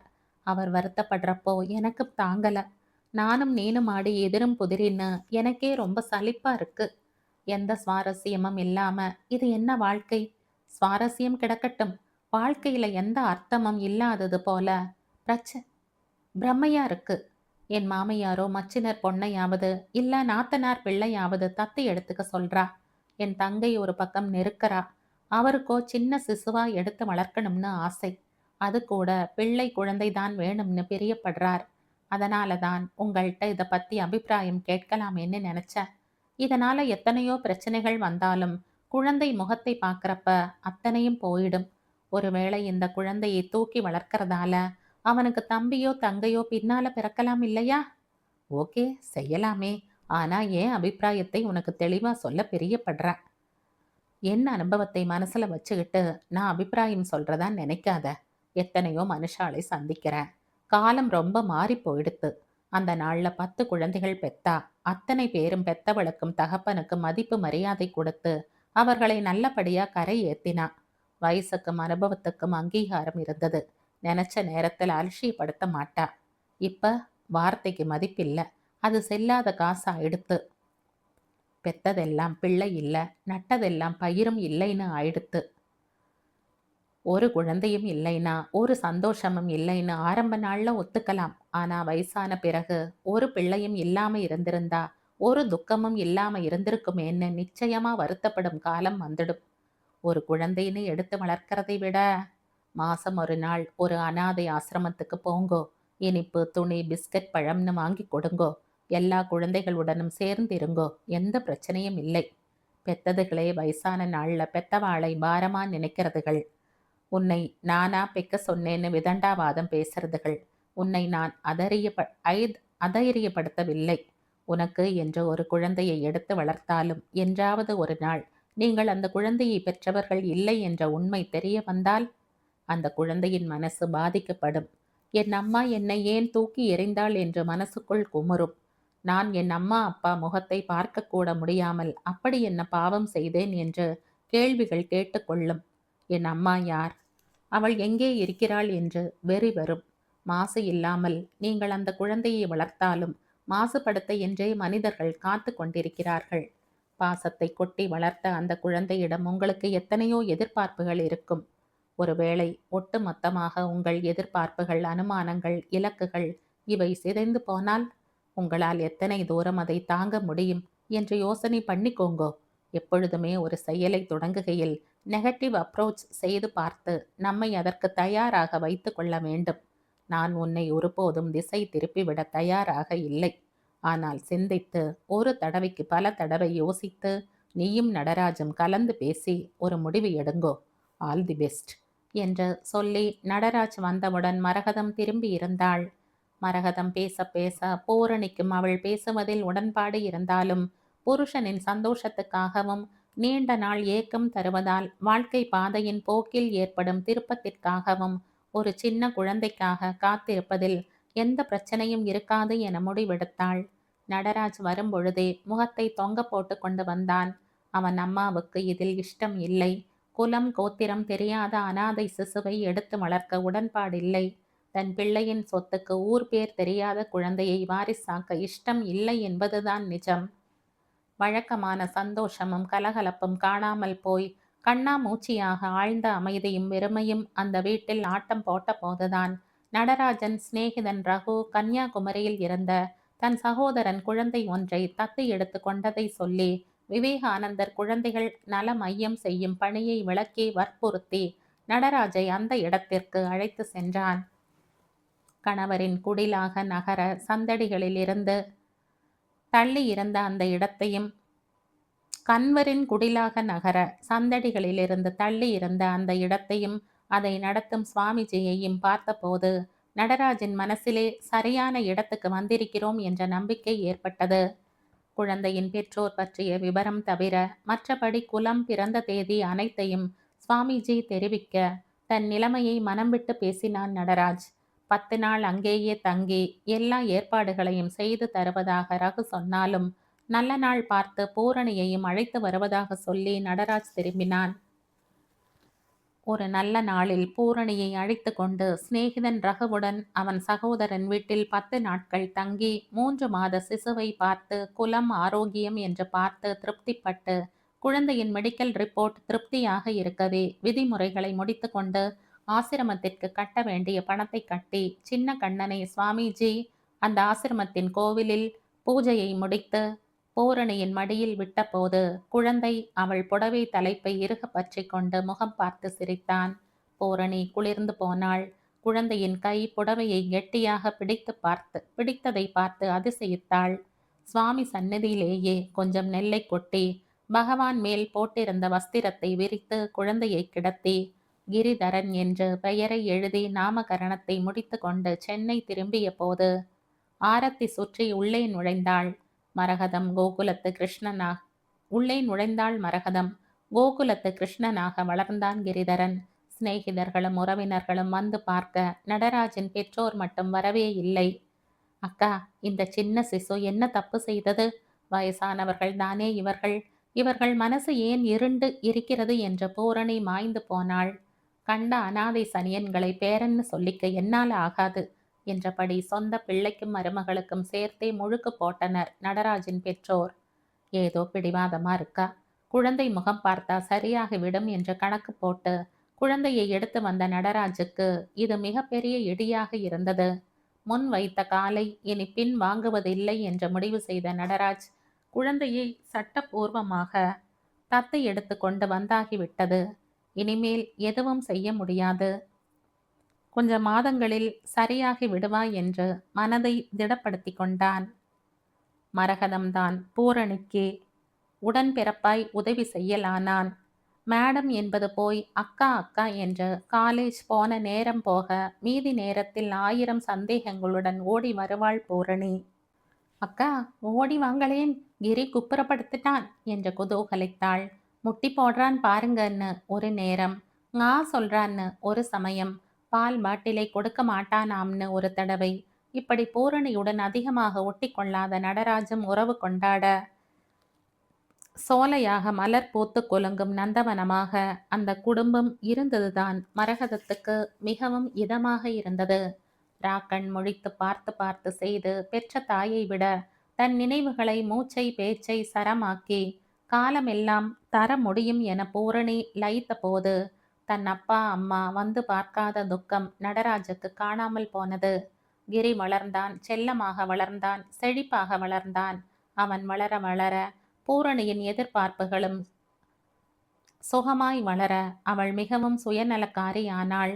அவள் பூரணமாக அவனை தன் ஆதிக்கத்தில் வைத்து கொண்ட போது பின்னால் அந்த சின்ன மனசில் விரிசல் விழும் என்று அவளுக்கு தெரியவில்லை. அந்த நேரத்தில் தான் நடராஜுக்கு டில்லிக்கு ப்ரமோஷனுடன் மாற்றல் கிடைக்கவே மரகதத்திடம் விடை பெற்று கிரியை தூக்கி கொண்டு பூரணி கிளம்பிய போது மரகதத்தின் கண்கள் பனித்தன. அக்கா, கிளம்புறோம் என்ற தொண்டை அடைக்க பூரணி சொல்ல அவள் முதுகை மெல்ல வருடி சமாதானம் சொல்லி வழி அனுப்பி வைத்தாள் மரகதம். சுற்றி இருந்த வேப்ப மரங்கள் சாமரம் வீச அந்த வானப்பிரஸ்தம் அன்றைக்கு சற்று கூடுதலான மங்களகரத்துடன் இருந்தது. விளையாட்டு போல் 15 வருடங்கள் முடிந்திருக்கவே அன்றைக்கு அதை விழாவாக கொண்டாட அங்கு தங்கியிருந்த முதியவர்கள் விருப்பப்படவே வேப்ப மரத்தடி விநாயகருக்கு அபிஷேகமும் சந்தன காப்பும் செய்ய ஏற்பாடு செய்திருந்தாள் மரகதம். பிரபல சினிமா கதாநாயகன் அருண் காந்தி தன்னுடைய படத்தின் 100வது நாளை ஒட்டி அள்ளி கொடுத்திருந்த நிதியில் இருந்து வானப்பிரஸ்த குடும்பத்தினர் அனைவருக்கும் வேட்டி புடவைகள் எடுத்திருந்தாள் மரகதம். தீப ஆராதனை முடிந்ததும் அனைவரும் கலையும் முன் ஒவ்வொருவரிடமும் சென்று ஒரு ஆப்பிள் பழத்தை கொடுத்து புது துணியையும் கொடுத்த போது மரகதத்துக்கு நெஞ்சை அடைத்தது. கண் தெரியாத வள்ளியம்மாள் மரகதத்தை தொட்டு தடவி பார்த்து நன்றி சொன்ன போது பிறவி பயனுடையதாக தெரிந்தது. ஜாதி மத பேதம் இல்லாமல் முதுமை அடைந்து நிராதரவாக கைவிடப்பட்டு அங்கு வந்து சேர்ந்திருந்த அனைவருக்கும் அங்கு ஒரே உரிமைதான் நிலவியது. அவர்களாக விரும்பி செய்யும் சின்ன சின்ன வேலைகள் அவர்களை ஊக்கமும் உற்சாகமும் உடையவர்களாக்கி இருந்தது. செடிகளுக்கு தண்ணீர் ஊற்றுவது, பூ பறித்து கட்டி மாலையாக்குவது, காய்கறி நறுக்குவது, பெருக்குவது என்ற அத்தனை பேரும் துக்கத்தை மறந்து லயித்திருந்தது வானப்பிரஸ்தத்தின் சிறப்பு அம்சம். காலையில் டீ, பின் 9 மணி அளவில் முளையிட்ட தானியங்களை கொண்டு செய்த கஞ்சி, மதியம் 12:30க்கு காய்கறிகள் சாம்பார் சாதம், மோர், பின் 4 மணி அளவில் டீ, இரவு இட்லி என்ற உணவு திட்டம் ஏற்பாடு செய்யப்பட்டிருந்தது. மாதம் ஒருமுறை டாக்டர்கள் நடத்தும் இலவச மருத்துவ சோதனைகள், மாதத்தில் ஒரு நாள் மாலை 6 மணி முதல் 8 மணி வரை உபன்யாசம், பக்தி பாடல்கள் என ஏதாவது நடக்கும். ஆசிரமத்தை கட்டி முடித்தவுடன் தொடக்கத்தில் எப்படி நடத்துவது என திகிலாக இருந்தாலும் பின்னர் அதன் நிர்வாகம் கை வந்த கலையாகி போனது. அன்று விசேஷ விருந்தாக இருக்கவே பாயசத்துடன் உண்டு முடித்து எழுந்தபோது தனியாக ஒரு களைப்பு உடம்பை உலுக்க, எனக்கு பிறகு இந்த ஆசிரமத்தை நிர்வகிக்க ஒரு வாரிசை உருவாக்க வேண்டிய நிர்பந்தம் ஏற்பட்டதை உணர்ந்தாள் மரகதம். நேரே சற்றலில் இறங்கி வீட்டுக்கு சென்று கொஞ்சம் இளைப்பாறிய பூரணியும் நடராஜும் அடுத்த 2ஆம் நாளே தாம்பரம் வந்து இறங்கினர். ஸ்டேஷனில் இருந்து வெளியே வந்து அங்கிருந்த ரிக்ஷா இழுப்பவனிடம், அப்பா, வானப்பிரஸ்தம்ங்கிற இடத்துக்கு போகணும், இந்த அட்ரஸ் என்ற விளம்பரத்தை காண்பிக்க தலையில் கட்டியிருந்த துணியை உதறி பவ்யமாக இடுப்பில் கட்டி கொண்டான். அம்மாவை பார்க்கணுங்களா? வாங்க, ஏறி குந்துங்க, வினாடியில இஸ்துக்குன்னு போயிடுறேன். ஏறி உட்கார்ந்தனர் இருவரும். பூரணி, என்னங்க, அப்போ அங்கே தங்கிடலாம்னு முடிவு பண்ணிட்டப்பா? ஆமாங்க, நீங்க எப்படி நினைக்கிறீங்க? எனக்கு கூட இப்படியே இருந்துடலாம்னு தோணுது. நம்ம பிள்ளை நம்ம பிள்ளை இப்போ மദ്രാஸில் தானே இருக்கான், எப்போவாவது போய் பார்த்தா போச்சு. பாவம்ங்க. யாரு? கமலம்தான். ஆ, கொஞ்ச காலம் பிள்ளையோட இருக்கட்டும். 23 வருடமா பிள்ளையை பார்க்காம எத்தனை தவிச்சிருப்பா. அவள் உடம்பும் நல்லா இல்ல. துக்கமும் வறுமையும் கொஞ்சம் கொடிதுங்க, ரொம்ப கொடிதுங்க. இருக்கிற நாளில் கொஞ்சம் நிம்மதியா இருக்கட்டும். அப்போ நாம விலகிக்கலாமா? ஆமாங்க, பிரிஞ்சிருக்கிறது கூட ஒரு விதத்துல சேர்ந்து இருக்கிறது தாங்க. ஓகே, அம்மா இறங்குங்க, ரிக்ஷாக்காரன் சொல்ல மெல்ல இறங்கி பூரணி இறங்க கை கொடுத்து ஒரு தாளை நீட்டிய போது, வேணாமுங்க, வானப்பிரஸ்தம் சவாரி ஃப்ரீங்க என்று சல்யூட் அடித்து விட்டு போக, சரியான இடத்துக்கு வந்திருக்கிறோம் என்று மனசில் பரவ உள்ளே நுழைந்தனர் இருவரும். சுற்றிலும் மரங்கள், மரங்களை சுற்றி உட்கார்ந்து கொள்ள வாட்டமாக சிமெண்ட் திண்ணைகள். அமைதியாக இருந்தது ஆசிரமம். 2 நிமிடங்கள் நடந்து பிறகு ஆபீஸ் அறை தென்பட உள்ளே நுழைந்து உட்கார்ந்தார்கள். அங்கிருந்த பெண்ணிடம், மேடத்தை பார்க்கணும், அவங்க சிநேகிதி வந்திருக்காங்கன்னு செய்தி சொல்லி அனுப்பினார்கள். சிறிது நேரத்தில் உள்ள வர சொன்னாங்க. அந்த பெண் சொல்லி முடிக்க இருவரும் உள்ளே சென்றனர். பூரணி உள்ளே நுழைந்தாள். குண்டு பூரணி இளைத்து வெளுத்திருந்தாள். நடராஜ் கூட வந்திருந்தான். வயது முதுமையை சுட்டி காட்டியது. வணக்கம் அக்கா. பூரணி கை குவித்தாள். வாங்க நட்ராஜ். வாமா பூரணி, உட்கார். பார்த்து எத்தனை வருஷங்களாச்சு. இருந்தாலும் உன்னால என்னை அடையாளம் கண்டு கொள்ள முடிகிறது. எங்க இந்த பக்கம்? நான் இங்க இருப்பது உங்களுக்கு எப்படி தெரியும்? கிரி எங்க? கிரிக்கு கல்யாணம் ஆயிடுத்தா என்று கேள்வி மேல் கேள்வி கேட்க, கண்கள் குளம் கட்ட விக்கித்து உட்கார்ந்த பூரணியை பார்த்து ஒரு நிமிஷம் மரகதம் திடுக்கிட நடராஜ் விவரமாக சொல்ல ஆரம்பித்தான். அம்மாவும் அப்பாவும் கிரியை பார்க்க வரலைன்னதும் நாங்க ரொம்ப மனசு உடைஞ்சு போனப்ப ப்ரமோஷனும் வாகாக கிடைக்கவே நாங்க டில்லிக்கு போனதும் உங்களுக்கு தெரியுமேக்கா. அம்மா மட்டும் இல்ல, என் அண்ணா மணியும் கூட ஏதோ கடமைக்கு இங்க ஒரு நாள் வந்து பார்த்ததோட சரி. நான் டில்லிக்கு போறதுக்கு முன்னால அம்மா வீட்டுக்கு போயிட்டு வந்தேன். ஆனா டில்லிக்கு போன பிறகு நான் போட்ட கடிதாசிக்கெல்லாம் பதிலே கிடையாது. அக்காவோ கேட்க வேண்டாம், இல்லாததும் பொல்லாததும் சொல்லி சும்மா அப்பா மனசை இன்னமும் கூட கெடுத்துட்டா. இவ அக்காவோ தன் பொண்ணை எடுத்துக்கலைன்னு அந்த பக்கம் கூட தலை வச்சு படுக்கல. இவர்கள் இத்தனை பேரும் இப்படி நடந்து கொண்டதுனால எங்க மனசுல கிரி பேர்ல இருந்த பாசம் இன்னமும் ஜாஸ்தியாச்சு. கண்மூடித்தனமான அன்பும் பாசமும் அதிகமாகி போக போக எல்லாமே பூரணிக்கு கிரியாகி போச்சு. மூச்சு பேச்சு எல்லாமே அவன்தான். தன் உசுரை கூட அந்த பிள்ளைக்கு கொடுக்க தயாரா இருந்தா. அவன் மீது அதிகமாக ஆளுமை செலுத்தலானாள். அவ உட்கார சொன்னா உட்காரணும், நிக்க சொன்னா நிக்கணும். அவனுக்கு பசி எடுக்கலைன்னா கூட அவன் கொண்டு வந்தா சாப்பிடணும். அவனுக்கு நல்ல பசியா இருக்கும். இப்ப சாப்பிட்டா வயத்துக்கு ஆகாது. நேத்தே அஜீரணம் ஏப்பம் விட்டேன்னு பேசி வங்கணம் போட்டுடுவா. நான் கூட அவளுக்கு அந்நியமாகி போகும் அளவுக்கு கிரியிடம் வெறியா பாசம் வச்சிருந்தா. அவங்க யாருமே கடிதம் போடாததால நானும் எந்த போக்குவரத்தும் வச்சுக்கல. நாங்க அப்படி என்ன தப்பு பண்ணிட்டோம்? ஒரு குழந்தையை தத்து எடுத்து வளர்க்க ஆசைப்பட்டது எந்த அளவுல தப்பாகும்? அப்பாவின் 60ஆம் கல்யாணத்துக்கு கூட அவங்க எங்களை கூப்பிடல என்று அறிந்த போதுதான் கிரியின் மீது அவர்கள் எத்தனை துவேஷம் வைத்திருந்தார்கள் என்று தெரிந்தது. கிரி பாவம், அவனுக்கு எதற்குமே சுதந்திரம் கிடைக்கல. கெட்ட சிநேகிதம் ஏற்பட்டால் சீரழிஞ்சுடுவான்னு சிநேகிதர்களிடம் கூட விளையாடக்கூடாது என்று கூண்டு கிளியாக அடைத்து வைத்திருந்தாள். இதற்கிடையில் அவனுக்கு பூணூல் போட ஏற்பாடு செய்து முகூர்த்தம் குறிச்சு எல்லோருக்கும் பத்திரிகை அனுப்பி கடிதமும் போட்டேன். பின்னால யாரும் ஒரு வார்த்தை சொல்லும்படியா வச்சுக்க கூடாதே.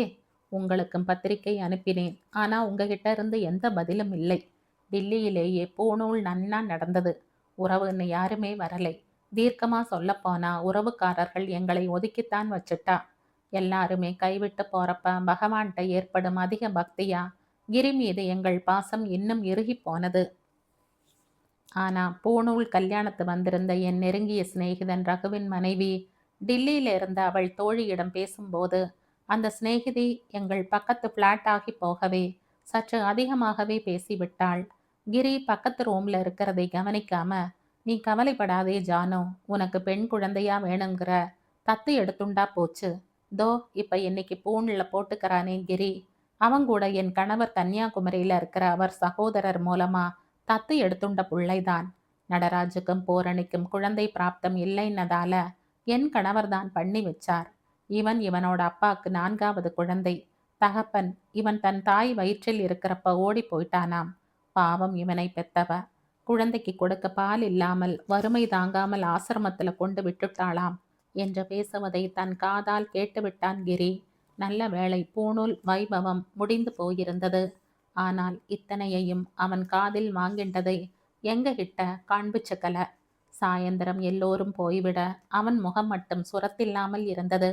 களைச்சு போயிட்டான்னு உருகி பூரணி சாதத்தை பிசைந்து போட்டாள். 2வது கவளம் உள்ளே போகலை. கண் நிறைய ஜலம் தழும்ப விம்மி விம்மி அழலானான். ஏண்டா கண்ணா, எது கழற? பூரணி தவிச்சு போயிட்டாள். அவன் பதிலே சொல்லலை. அதுக்கு பிறகு அவன் மாறித்தான் போனான். உள் மனசுகள் அவன் தாயால் புறக்கணிக்கப்பட்ட ஏக்கம் பெருசாகி போனதுல அடிக்கடி சிடுசிடுத்தான். தன் ஆத்திரங்களை காண்பித்தான். வருஷங்கள் போனது. காலேஜுக்கு விண்ணப்பித்து விட்டு அட்மிஷனுக்காக காத்து கொண்டிருந்த நேரம் அது. பிலானியில் இருந்து அவனை வந்து சேர சொல்லி வந்தது. அந்த நேரம் எனக்கு விசாகப்பட்டினம் ஆபீஸுக்கு மாற்றல் வந்தது. பிரான்ச் மேனேஜராக பதவி உயர்வு கிடைத்திருந்தது. ஒரு நாள் அவன் மீது அவள் வைத்த அன்பே அவனுக்கும் அவளுக்கு பேச்சுவார்த்தை சூடு பிடிக்க காரணமாகி போனது. அவள் அவனை வயிற்றுல சுமக்கல, ஆனா நெஞ்சில சுமந்திருந்தா. அதை அவன் புரிஞ்சுக்கல. நிறுத்தினான் நடராஜ். பூரணிக்கு அவனை அத்தனை தூரம் அனுப்பி படிக்க வைக்க இஷ்டம் இல்லை.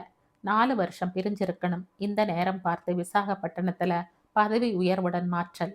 ஹாஸ்டலில் தங்கி படிச்சா பிள்ளை குணம் மாறிடுவானோன்னு பயம். சாதாரண கல்லூரி படிப்பு போதுமே, அவ்வளவு தூரம் போய் படிக்கலைன்னா என்ன முழுகி போச்சு. தடுக்கி விழுந்த 1000 இன்ஜினியர்கள் படிச்சுட்டு வரா, அவளுக்கே வேலை கிடைக்கல. நீ போய் படிச்சுட்டு வந்த மறுநாளே உத்தியோகத்தை தூக்கி கொடுக்க போறா. பேசாம கிட. அப்பாவுக்கு விசாகப்பட்டினம் மாத்தல் ஆயிடுத்து. பிகாம் பண்ணு, பேங்க் பரீட்சை எழுது. அப்பா மாதிரி நீயும் நன்னா முன்னுக்கு வரலாம். வழக்கம் போல அடிச்சு பேசினா. அவன் மனசுல இருந்த சுமையால அவ பேச்சு அவனை காயப்படுத்த சட்டுன்னு கோபம் பொத்து கொண்டு வந்தது. எப்ப பாரு நீங்க சொல்லி நான் கேட்கணும்னு ஏதாவது நிபந்தனையா என்ன? எனக்கு இன்ஜினியரிங் படிக்கணும், நல்ல மார்க் வாங்கியிருக்க, பிஇ பண்ணிட்டு ஜிஆர்இ எழுதினா எம்எஸ் பண்ண ஸ்டேட்ஸ் போகலாம். கொஞ்சம் முரட்டுத்தனமாவே பேசினான். அவனொத்த வயது பிள்ளைகள் பேசுவதை கேட்டு அவனுக்கும் ஆசை ஏற்பட்டதில் பிழை இல்லை. ஆனா அவனுக்கு தெரியலை, 98 மார்க் வாங்கினவனுக்குத்தான் முதல் இடம் கிடைக்கும். 90 மார்க் அவனுக்கு உதவி செய்யாது என்று புரியலை. என்னடா என்ன நாக்கு ரொம்பத்தான் ஏழ்றது? கூடாதுன்னா கூடாதுதான். உன்னத்த பிள்ளைகள் பிகாம் படிக்கலையா என்ன? அதிசயமா பேசுறையே. ஆமாம்மா, அதிசயமா தான் பேசுற. அப்பா 3 வருஷத்துல ரிட்டையர் ஆகிடுவா. பிஇ படிக்க வைக்க உங்களுக்கு பணம் செலவழியுமேன்னு பயம். ஆமாண்டாப்பா, பணம் செலவழிக்க பயம். சரியா கண்டுபிடிச்சிட்டியே. யாருப்பா இதெல்லாம் சொல்லி கொடுத்தா? படிச்ச படிப்புக்கு குத்தமா பேசவாவது தெரிஞ்சதே. ஆ, உங்க சொந்த பிள்ளையா இருந்தா இப்படி யோசிப்பேளா? அனாதை ஆசிரமத்துல இருந்து தூக்கிண்டு வந்து வளர்த்த பிள்ளைக்கு இது போதும்னு நினைக்கிறீங்க. உன்னை நாங்க காப்பாத்தினோம். வயசான நாளில் எங்களை காப்பாத்தும் பொறுப்பை நீ எடுத்துக்கணும்னு சட்டம் போடுறீங்க.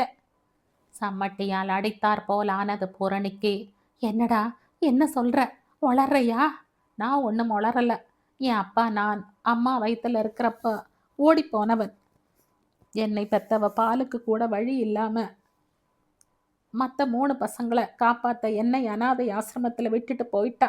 போன வருஷம் கன்னியாகுமரிக்கு சுற்றுலா போனப்ப எல்லாம் விசாரிச்சுட்டேன். ஆசிரமத்தில் 9,000 பணம் கட்டி நீங்க எடுத்துண்டு வந்ததும் தெரியும். என்னுடைய சிநேகிதன் அந்த ஆசிரமத்து செக்ரட்டரி பிள்ளை இங்க என்னோட படிச்சவன். அவன் அத்தை வீட்டில இருந்து படிக்கிறான். எனக்கு பூணூல் போட்டப்ப ரகு அங்கிள் ஒய்ஃப் நம்ம பக்கத்து ஃப்ளாட் ஜானகி ஆன்ட்டி கிட்ட பேசினதை நான் கேட்டுட்டேன். எனக்கு எத்தனை வருத்தமாச்சு தெரியுமா? ஆனா நான் செய்த புண்ணியம் நீங்க என்ன வளர்த்தீங்க. இல்லைன்னா என்ன ஆகியிருக்கும்? என் லைஃப் என்ன ஆகியிருக்கும்? என்னை ஆசிரமத்துல கொண்டு தள்ளின பாவி யாருன்னு தெரிஞ்சுக்கணும். ஆமாண்டாப்பா, பிள்ளை பெத்துக்க கொடுப்பனே இல்லை. உன்னை பணம் கட்டி வாங்கிண்டு வந்தவா தான் நாங்க.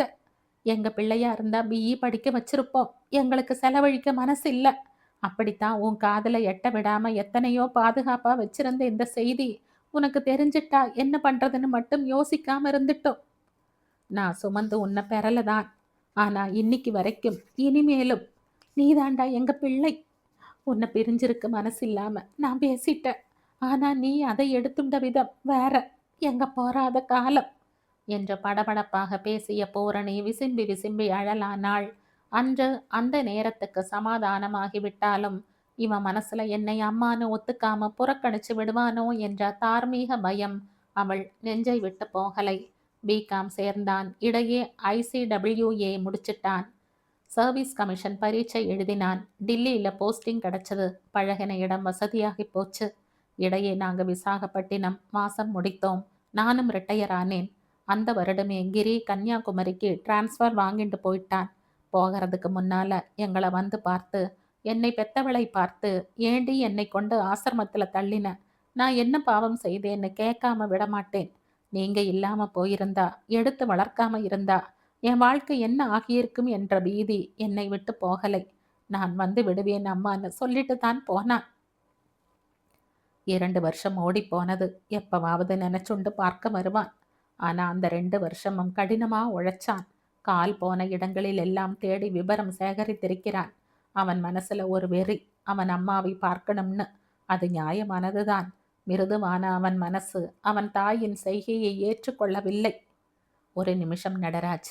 மரகதத்தின் குறிப்பறிந்து 2 டம்ளரில் சர்க்கரை சேர்த்த பசும்பால் கொண்டு வைக்கப்பட்டதால் சாப்பிடுங்கள் என்ற மரகதம் அவர்களை உபசரிக்க மெல்ல பாலை பருகலானான் நடராஜ். அத்தனை நேரம் விடாமல் பேசியதில் தொண்டை நனைந்து வயிற்றில் பால் சேர்ந்து குளிரவும் அவன் கண்கள் குளமாயின. தொண்டை கட்டி போகவே விட்ட இடத்தில் இருந்து தொடர்ந்தாள் பூரணி. நீங்க கொஞ்சம் சமாதானப்படுத்திக்கோங்கோ, நான் சொல்றேன்.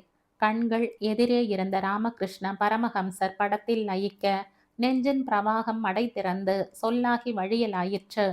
வாரம் தப்பாமல் கடிதம் போட்டான். மாதா மாதம் பணம் அனுப்பினான். உங்கள் கிரி என்ற வாழ்த்துக்கள் அனுப்பினான். அப்பா எனக்குன்னு ஒரு லட்சியத்தை ஏற்படுத்தி கொண்டு விட்டேன். அதை முடிச்சிடுவேன் என்ற நம்பிக்கை எனக்கு இருக்கு. ஏன் தெரியுமா? நான் உங்கள் பையன்னு எழுதினான். பூரணிக்கு சொல்ல முடியாமல் திணறவே மறுபடியும் நடராஜ் தொடர்ந்தான். அப்பா, அம்மாவை பார்த்துக்கங்கோ என்ற கடிதங்கள் வந்து கொண்டிருந்தன. நாங்கள் விசாகப்பட்டினத்தில் இருந்தபோது என் சகோதரன் இறந்த செய்தி வரவே அடித்து பிடித்து மெட்ராஸ் வந்தோம். வயசான அப்பா அம்மா இருக்க அவன் போய் சேரவே அந்த துக்கத்தில் சென்னையில் தங்கிவிட்டோம். என் அப்பாவையும் அம்மாவையும் காப்பாற்றும் பொறுப்பை எடுத்துக்கொண்டோம். அம்மாவும் அப்பாவும் தங்கள் தவறை உணர்ந்து விட்டதால் பிரச்சனை எதுவும் இல்லை. கடைசி காலத்தில் அவர்களை நல்லபடியாக வைத்து கொள்ள எங்கள் வாழ்க்கை பயனுள்ளதானது.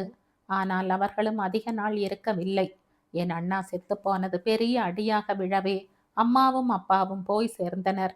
நல்ல முறையில் கர்மாவெல்லாம் பண்ணி அனுப்பி வச்சேன்.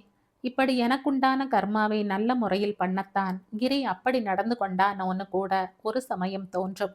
கடைசி காலத்துல அப்பா அம்மாவுக்கு செய்ய வேண்டியதை செய்ததுல ரொம்ப மனசு நிறைஞ்சு சமாதானமானது.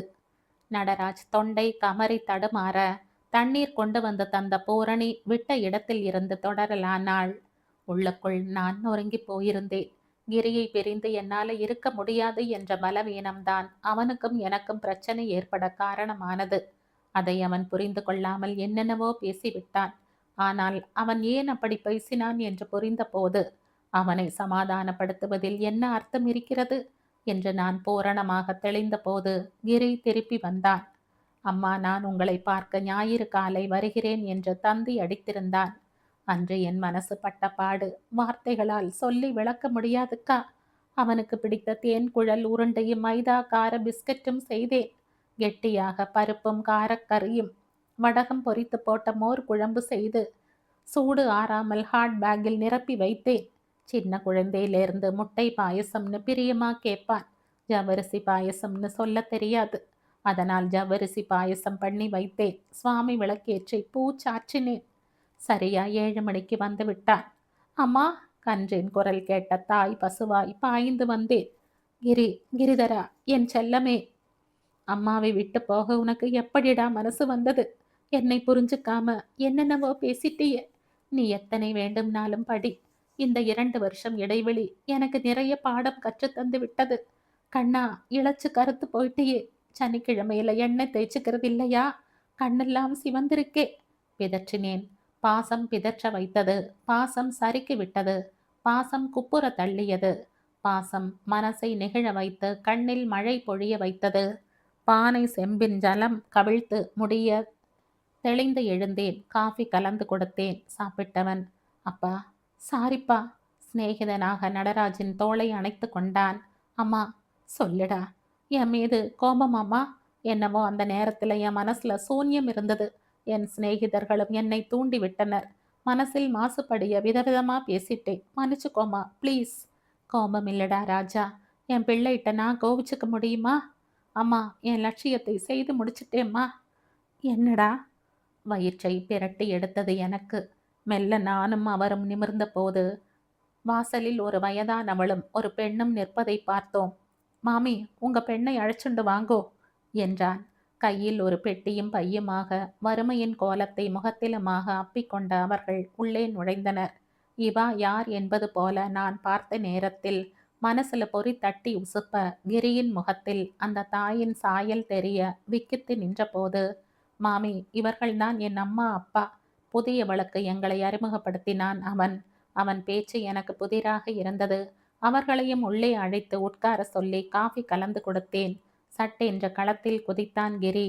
அம்மா, 2 வருஷம் நான் திருநெல்வேலி கன்னியாகுமரியில இருந்தப்ப இவளை தேடி கண்டுபிடிக்க எத்தனை சிரமப்பட்டேன் தெரியுமா? தினமும் ஒரு இடம்னு அலைஞ்சேன். ஏற்கனவே சுரேஷ் என்னை பற்றிய விவரங்களை அவன் மாமா மூலமாக எடுத்து கொடுத்ததால் என் அலைச்சலுக்கு பலன் இல்லாமல் போகலை. இவளை தேடி கண்டுபிடிச்சதுல எனக்கு வெற்றின்னு நான் பெருமைப்படல. அது என் கடமையா எனக்கு தோன்றியது. கமலம்ங்கிற பேர் யாராவது இருக்கான்னு கேள்விப்பட்டா அவளை பார்க்கறது, அவர்கள் குடும்பத்தை பற்றி விசாரிப்பது என்று போய்கொண்டே இருந்தப்ப கமலம்னு ஒரு மாமி ரொம்ப ஏழைப்பட்டவா மிஸ் நடத்துறான்னு கேள்விப்பட்டு போய் ஒரு 2 மாசம் அங்கேயே சாப்பிட்டு விவரங்கள் சேகரித்து அவர்கள் வாயிலிருந்தே உண்மையை வரவச்சேன். ஆனா அவர்களிடம் இதை பற்றி மூச்சு விடலை. மாமி சென்னையில் என் வீட்டோடு என் அப்பா அம்மாவுக்கு துணையா இருங்கோன்னு சொல்லி அழைச்சிண்டு வந்தேன். உங்க பெண்ணுக்கு கல்யாணம் பண்ணி வைக்க ஏற்பாடு பண்றேன்னு சொன்னேன். இப்ப சொல்றேன், தோ என் அப்பா அம்மா முன்னால சொல்றேன், கேளுங்க மாமி. நீங்க தான் என்னை பெற்றவர். உன்னை நிராதரவா விட்டுட்டு போனானே தியாகராஜன், அவன்தான் என் அப்பன். அந்த பெண்மணி சிலையாக நின்றிருந்தாள். ஆமாம், நான் தான் உங்கள் பிள்ளை. பிறந்ததும் நாளை விவாகானந்த கேத்திரம் சாமாஜி ஆசிரமத்துல விட்டுட்டு போனீங்களே, அந்த பாவி நான் தான். தோ இந்த தெய்வங்கள் தான் என்னை எடுத்து வளர்த்து என்னை ஆளாக்கினவா. நான் என்ன பாவம் செய்தேன்? என்னை ஆசிரமத்துல விட எப்படி மனசு வந்தது? பிறந்து கைவசம் இருந்த 3 சதம்னு நினைச்சீங்க. இவன் எதற்கு? இருக்கிற காசுல 4 வயிறு கழுவணும்னு என்ன கை கழுவினீங்களா? முதுகெலும்பு இல்லாத கோழையா உன் புருஷன் ஓடினதுக்கு நான் என்ன செய்ய முடியும்? உன் சம்மதம் இல்லாமையா கருவா என்ன நீ வாங்கிண்ட? உன் பெரிய புள்ளையை துணையா நினைச்ச அவன் சமமாகி போனான். உன்னோட பெரிய பொண்ணு எவனோ ஒருத்தனை காதலிச்சு ஓடிப்போனா. தோ இவள் கல்யாண வயசுல உனக்கு கொஞ்ச கால துணையா இருக்கிறப்ப உன்னை நான் கண்டுபிடிச்சேன். நான் உன் பிள்ளைன்னு உனக்கு தெரிவிக்காமல் இங்க கூட்டிட்டு வந்தேன். உன்னை தேடி கண்டுபிடிக்கணுங்கிற என் வேண்டுதல் வீண் போகலை. அன்னைக்கு உன் பெரிய பிள்ளை திவசம் ஐயருக்கு வாழைக்காய் அரிசி கொடுத்து விட்டு நீ அழுது கொண்டிருந்த நேரம். ஏமா அழறீங்கன்னு நான் கேட்டப்ப உன் சரித்திர சகாப்தத்தை நீ சொல்ல, உன்னை நான் கண்டுபிடித்தது என் செயல் இல்லை, தெய்வத்தின் அருள். பாவம் நீ உன் வறுமையை போக்கணும். இந்த உடன் பிறந்தவளுக்கு என் கடமை இருக்குன்னு அழைச்சிட்டு வந்தேன். சொல்லு, என்னை ஏன் பெத்த? அனாதை ஆசிரமத்துல விடவா? 3 பேரை காப்பாத்தினையே, நான் அதிகப்படியாகி போனேனோ? சொல்லு, மனசால காயப்பட்டு போய் உன்னை கண்டுபிடிக்க லோன்னு அலைஞ்சனே, அதுக்கா என்ன பெத்த? சொல்லு. அந்த பெண்மணியை உலுக்கினான் கிரி. ராஜா, ராஜா, என் கண்ணே, என் ஏழ்மை உன்னை தூக்கி கொடுக்க வச்சதடா. வத்தல் குச்சியான என்கிட்ட தாய்ப்பால் இல்லை. நான் செத்துட்டா நீ சிசு, உன்னை யார் பார்ப்பார்னு பயந்ததுனால கொண்டு விட்டேன். அந்த 3ம் கால் பட்டினி அறப்பட்டினி கிடந்து பொழைச்சுக்கும்னு புருஷனும் ஓடி போகவே அப்படி செய்தேன். பக்கத்து வீட்டு தாயம்மாதான் அந்த ஆசிரமத்தை பத்தி சர்மா மாமாவை பத்தி சொன்னா. அவள்தான் என்னை அழிச்சுண்டு போனான். குழந்தைகள்கிட்ட டாக்டர் வீட்டுக்கு போயிட்டு வரோம்னு சொல்லி கன்னியாகுமரிக்கு போய் கவரை பார்த்து விவரம் எல்லாம் சொல்லி கையெடுத்து கெஞ்சி கேட்டதுல உன்னை அவர்கள் எடுத்து கொண்டாங்க. அப்பதான் இந்த ஆசிரமம் ஆரம்பிச்சு 3 வருஷமாகி இருந்தது. உன்னை சேர்த்து அங்க 10 குழந்தைகள் தான் இருந்தா. நீயாவது நன்னா வளரட்டும்னு உன்னை விட்டுட்டு வந்தேன். அப்புறம் அன்னைக்கு போன தூக்கம்தான். பகல் பூரா வேலை செய்வேன், ராத்திரியில படுத்துண்டு உன்னை பத்தி நினைச்சுண்டு இருப்பேன். அப்புறம் ஒரு தரம் தாயம்மா கன்னியாகுமரி போயிட்டு வந்து சொன்னா, உன்னை யாரோ நல்லவா எடுத்துண்டு போயிட்டான்னு. எங்க இருக்கையோ, எப்படி இருக்கையோ, என்ன பண்றையோன்னு சித்தம் கலங்கி நின்னோம்பா. கிராமத்தை காலி பண்ணிண்டு திருநெல்வேலி வந்து 5 வருஷமாச்சு. என் கண்ணே, என் தவம் வீண் போகலை. உன்னை பார்த்துட்டேன், என்னை மன்னிச்சுடுப்பான்னு கதறினாள் அவள். தம்பி, தம்பி, அந்த பெண் தேம்பினாள். அந்த பெண்மணி சட்டுன்னு ஏன் காலில் விழுந்தா. நீங்க ரொம்ப உசந்தவா, மணியா பிள்ளையை வளர்த்திருக்கேள். நீங்க நன்னா இருக்கணும். என் பேர்ல எந்த தப்பும் இல்லை. என் வறுமை என்னை அப்படி விரட்டி விட்டது. எனக்கு இங்க வந்து இந்த நேரம் சித்த முன்னாலதான் இவன்தான் என் பிள்ளைன்னு தெரிஞ்சது. எந்த ஒரு காரணமும் வச்சு உங்க பிள்ளையை உங்கள்கிட்ட இருந்து பிரிச்சு என் பிள்ளைன்னு உரிமை கொண்டாட மாட்டேன். இது சத்தியம். என் மனசு தவிப்பு அடங்கித்து. அது போதும். இங்க எங்கேயாவது வேலை செய்து பொழைச்சுக்கிறோம். நாங்க வரோம், வரோம் சார். அவள் தள்ளாடி கொண்டு எழுந்திருக்க அந்த பெண் அழ நான் நெளிந்தேன். அக்கா, நான் பூரணமாக தெளிந்து போனேன். பூரணி நிறுத்தினாள். பகவான் செய்யற எல்லா செயலுமே ஒரு காரணத்துக்காகவும் நல்லதுக்காகவும் தான்னு என் அம்மா சொல்வா. அன்னைக்கு அவன் பூனல் பூணலும்ப அவனை பற்றிய செய்தியை அவன் காதில் விழ வைத்தது ஆண்டவன் செயல். இன்றைக்கு இத்தனை வருஷங்களுக்கு பிறகு எந்த விதமான அசுபவம் நேராம நீங்க மறுபடியும் சேரணுங்கிறதுக்காகத்தான் அன்றைக்கு அந்த நிகழ்ச்சி நடந்து போனது. ஒரு காரணமும் ஒரு காரியமுமாக இயங்குபவள் அந்த லோகமாதா. கவலைப்படாதீங்கோ மாமின்னு அவளை குளிச்சுட்டு வர சொன்னேன். கிரியும் குளிச்சுட்டு வந்தான். எல்லாரையும் உட்கார வச்சு சாதம் போட்டேன். சாப்பிட எழுந்தவாளுக்கு போட்டுக்க வெற்றிலை மடிச்சு கொடுத்தேன். பலமாகி திடமானேன். கிரி, என்னம்மா, இங்க வா. ஏம்மா, வாடா. வந்துட்டம்மா. மெல்ல என்னை கட்டி கொண்டு என் நெற்றியில் முத்தம் கொடுத்தான். இத பாரு, உங்க அம்மா உன்னை 10 மாசம் வயிற்றுல சுமந்தவ. உன்னை ஆசிரமத்துல விட்ட பின்னால இந்த வினாடி வரை நெஞ்சில முழுசா சுமந்தவ. வா, உம்மா கிட்ட போ. அம்மான்னு கூப்பிடு. நமஸ்காரம் பண்ணு. உனக்கு 2 அம்மாடா. கிருஷ்ண நாட்டமா, உனக்கு 2 அம்மாடா. எத்தனை வருஷமா உன்னை பிரிஞ்சு இருந்தவ. போ, அம்மா கிட்ட போ என்று அவனை அணைத்து நெற்றியில் முத்தமிட்டு கமலம் காலில் விழ செஞ்சப்ப என் மனசு குளிர்ந்து போச்சு. அவனும் சாதாரணமாகி போனான். அம்மா அம்மான்னு அழுதான். ஒரே அழுகை மயம்தான். இது ஒரு விதி. இப்படி பிரியணுங்கிறது விதி. இன்னைக்கு சேரணுங்கிறதும் ஒரு விதின்னு அவனை சமாதானப்படுத்தினேன். நடராஜ் அழ, நான் அழ, அவன் அழ, அந்த பெண்ணும் அவளும் அழ. அத்தனை ஆறுகளும் இறைவன் நினைவில் சங்கமித்தன. சொல்லி முடித்த போது பூரணி விக்கி விக்கி அழ ஆரம்பித்தாள். அக்கா, அக்கா. உடைப்பெடுத்து மடை திறக்க வெள்ளம் வடிந்து வற்றி போக, அழாத பூரணி, அழாத. பாசம் பொல்லாதது. அது கட்டுப்படுத்தும், சிறை வைக்கும். சிந்தனையை தீய்க்கும், சித்தத்தை சிதற அடிக்கும். அழாத. மெல்ல அவளை சமாதானப்படுத்தினாள் மரகதம். நடராஜ் தொடர்ந்தான். அக்கா, எல்லாருமா 3 மாசம் சேர்ந்திருந்தோம். கிரியின் சகோதரி சரோக்கு ஒரு வரனை தேடி கல்யாணம் பண்ணி வச்சேன். நான் தான் தாரை வார்த்து கொடுத்தேன். கிரி என் பிள்ளைன்னா சரோவும் என் பெண் மாதிரி தானே. நல்ல நாள் பார்த்து ஒரு வீடு எடுத்து கமலத்தை பால் காய்ச்ச வைத்தேன். கிரியும் மெட்ராஸ்ல செட்டில் ஆனான். சேஷத்ராடனம் பண்ணி வரதா கிளம்பினோம். அதை முடித்து நேர உங்க வீட்டுக்கு வந்தோம். வந்த பிறகுதான் வேணி போனது. மாமாவும் அவளை பின் தொடர்ந்தது. நீங்க வேலையை விட்டது, வானப்பிரஸ்தம் ஆரம்பிச்சு நடத்துறதுன்னு எல்லாமே தெரிய வந்து உங்களை பார்க்க வந்தோம். ஏன் இங்கேயே தங்கிவிடக் கூடாது என்று இப்ப தோன்றது. பிறப்பினால் உறவு இல்லை. எங்கேயோ பிறந்து வளர்ந்தவா புருஷன் பொஞ்சாதின்னு உறவு சொல்லி ஒன்னா குடும்பம் நடத்துறோம். நீங்க பெத்த பொண்ணு வேணி உறவை அறுத்துண்டு போனா எங்கேயோ பிறந்தவன் கிரி அவன் எனக்கு பிள்ளையானான். பிரிஞ்சு போன புள்ளை பிரிச்சு போட்டவள்கிட்ட சேர்கிறான். உறவுங்கிறது பிரியாமல் சேர்ந்து இருப்பதும் இல்லை, பிரிந்து விலகலும் இல்லை. பிரிஞ்சு போறதால உறவு அருகிறதும் இல்லை. முடித்தான் நடராஜ். அக்கா, என்ன பூரணி? எனக்கு ஒரு ஆசைக்கா. என்னம்மா சொல்லு. நாங்க இங்கேயே உங்களோடையே உங்களுக்கு ஒத்தாசையா இருந்துடுறோமே. மரகதம் கண்களின் பார்வை மசமசக்க நிமிர்ந்தாள். இன்னைக்கு காலையில தான் நான் நினைச்சேன், எனக்கு பிறகு இந்த ஆசிரமத்தை நடத்த ஒரு வாரிசு வேணும்னு நினைச்சேன். கடவுளே, எனக்கு ஒரு வழி காட்டிட்டையே. மனசுக்குள் சொன்னதை மறுபடியும் வாயை விட்டு சொல்லி திருப்திப்பட்டவளாய்.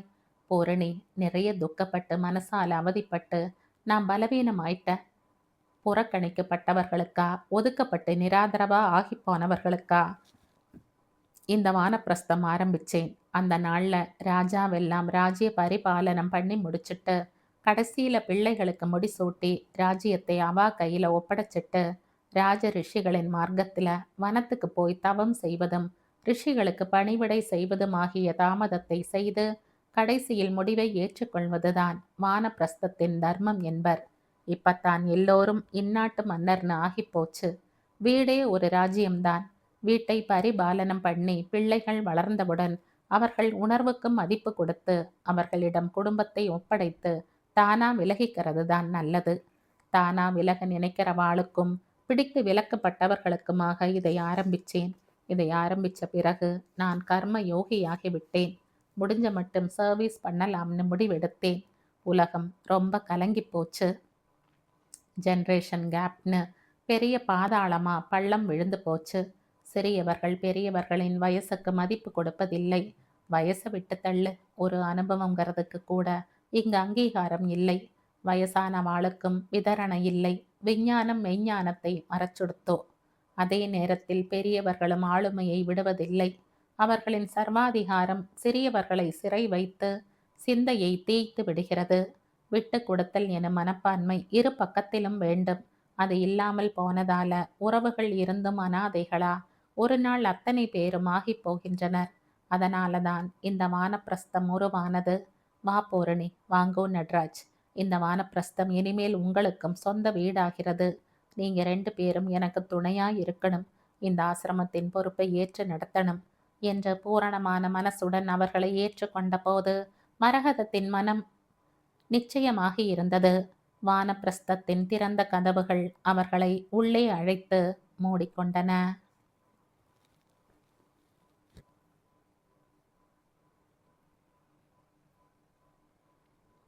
இதோடு இந்த கதை முடியுது. இந்த கதை உங்களுக்கு பிடிச்சிருந்தா லைக் பண்ணுங்க, ஷேர் பண்ணுங்க, சப்ஸ்கிரைப் பண்ணுங்க. மற்றும் ஒரு இன்ட்ரெஸ்டிங்கான கதையோட அடுத்த வீடியோவில் சந்திப்போம். பை. தேங்க்யூ.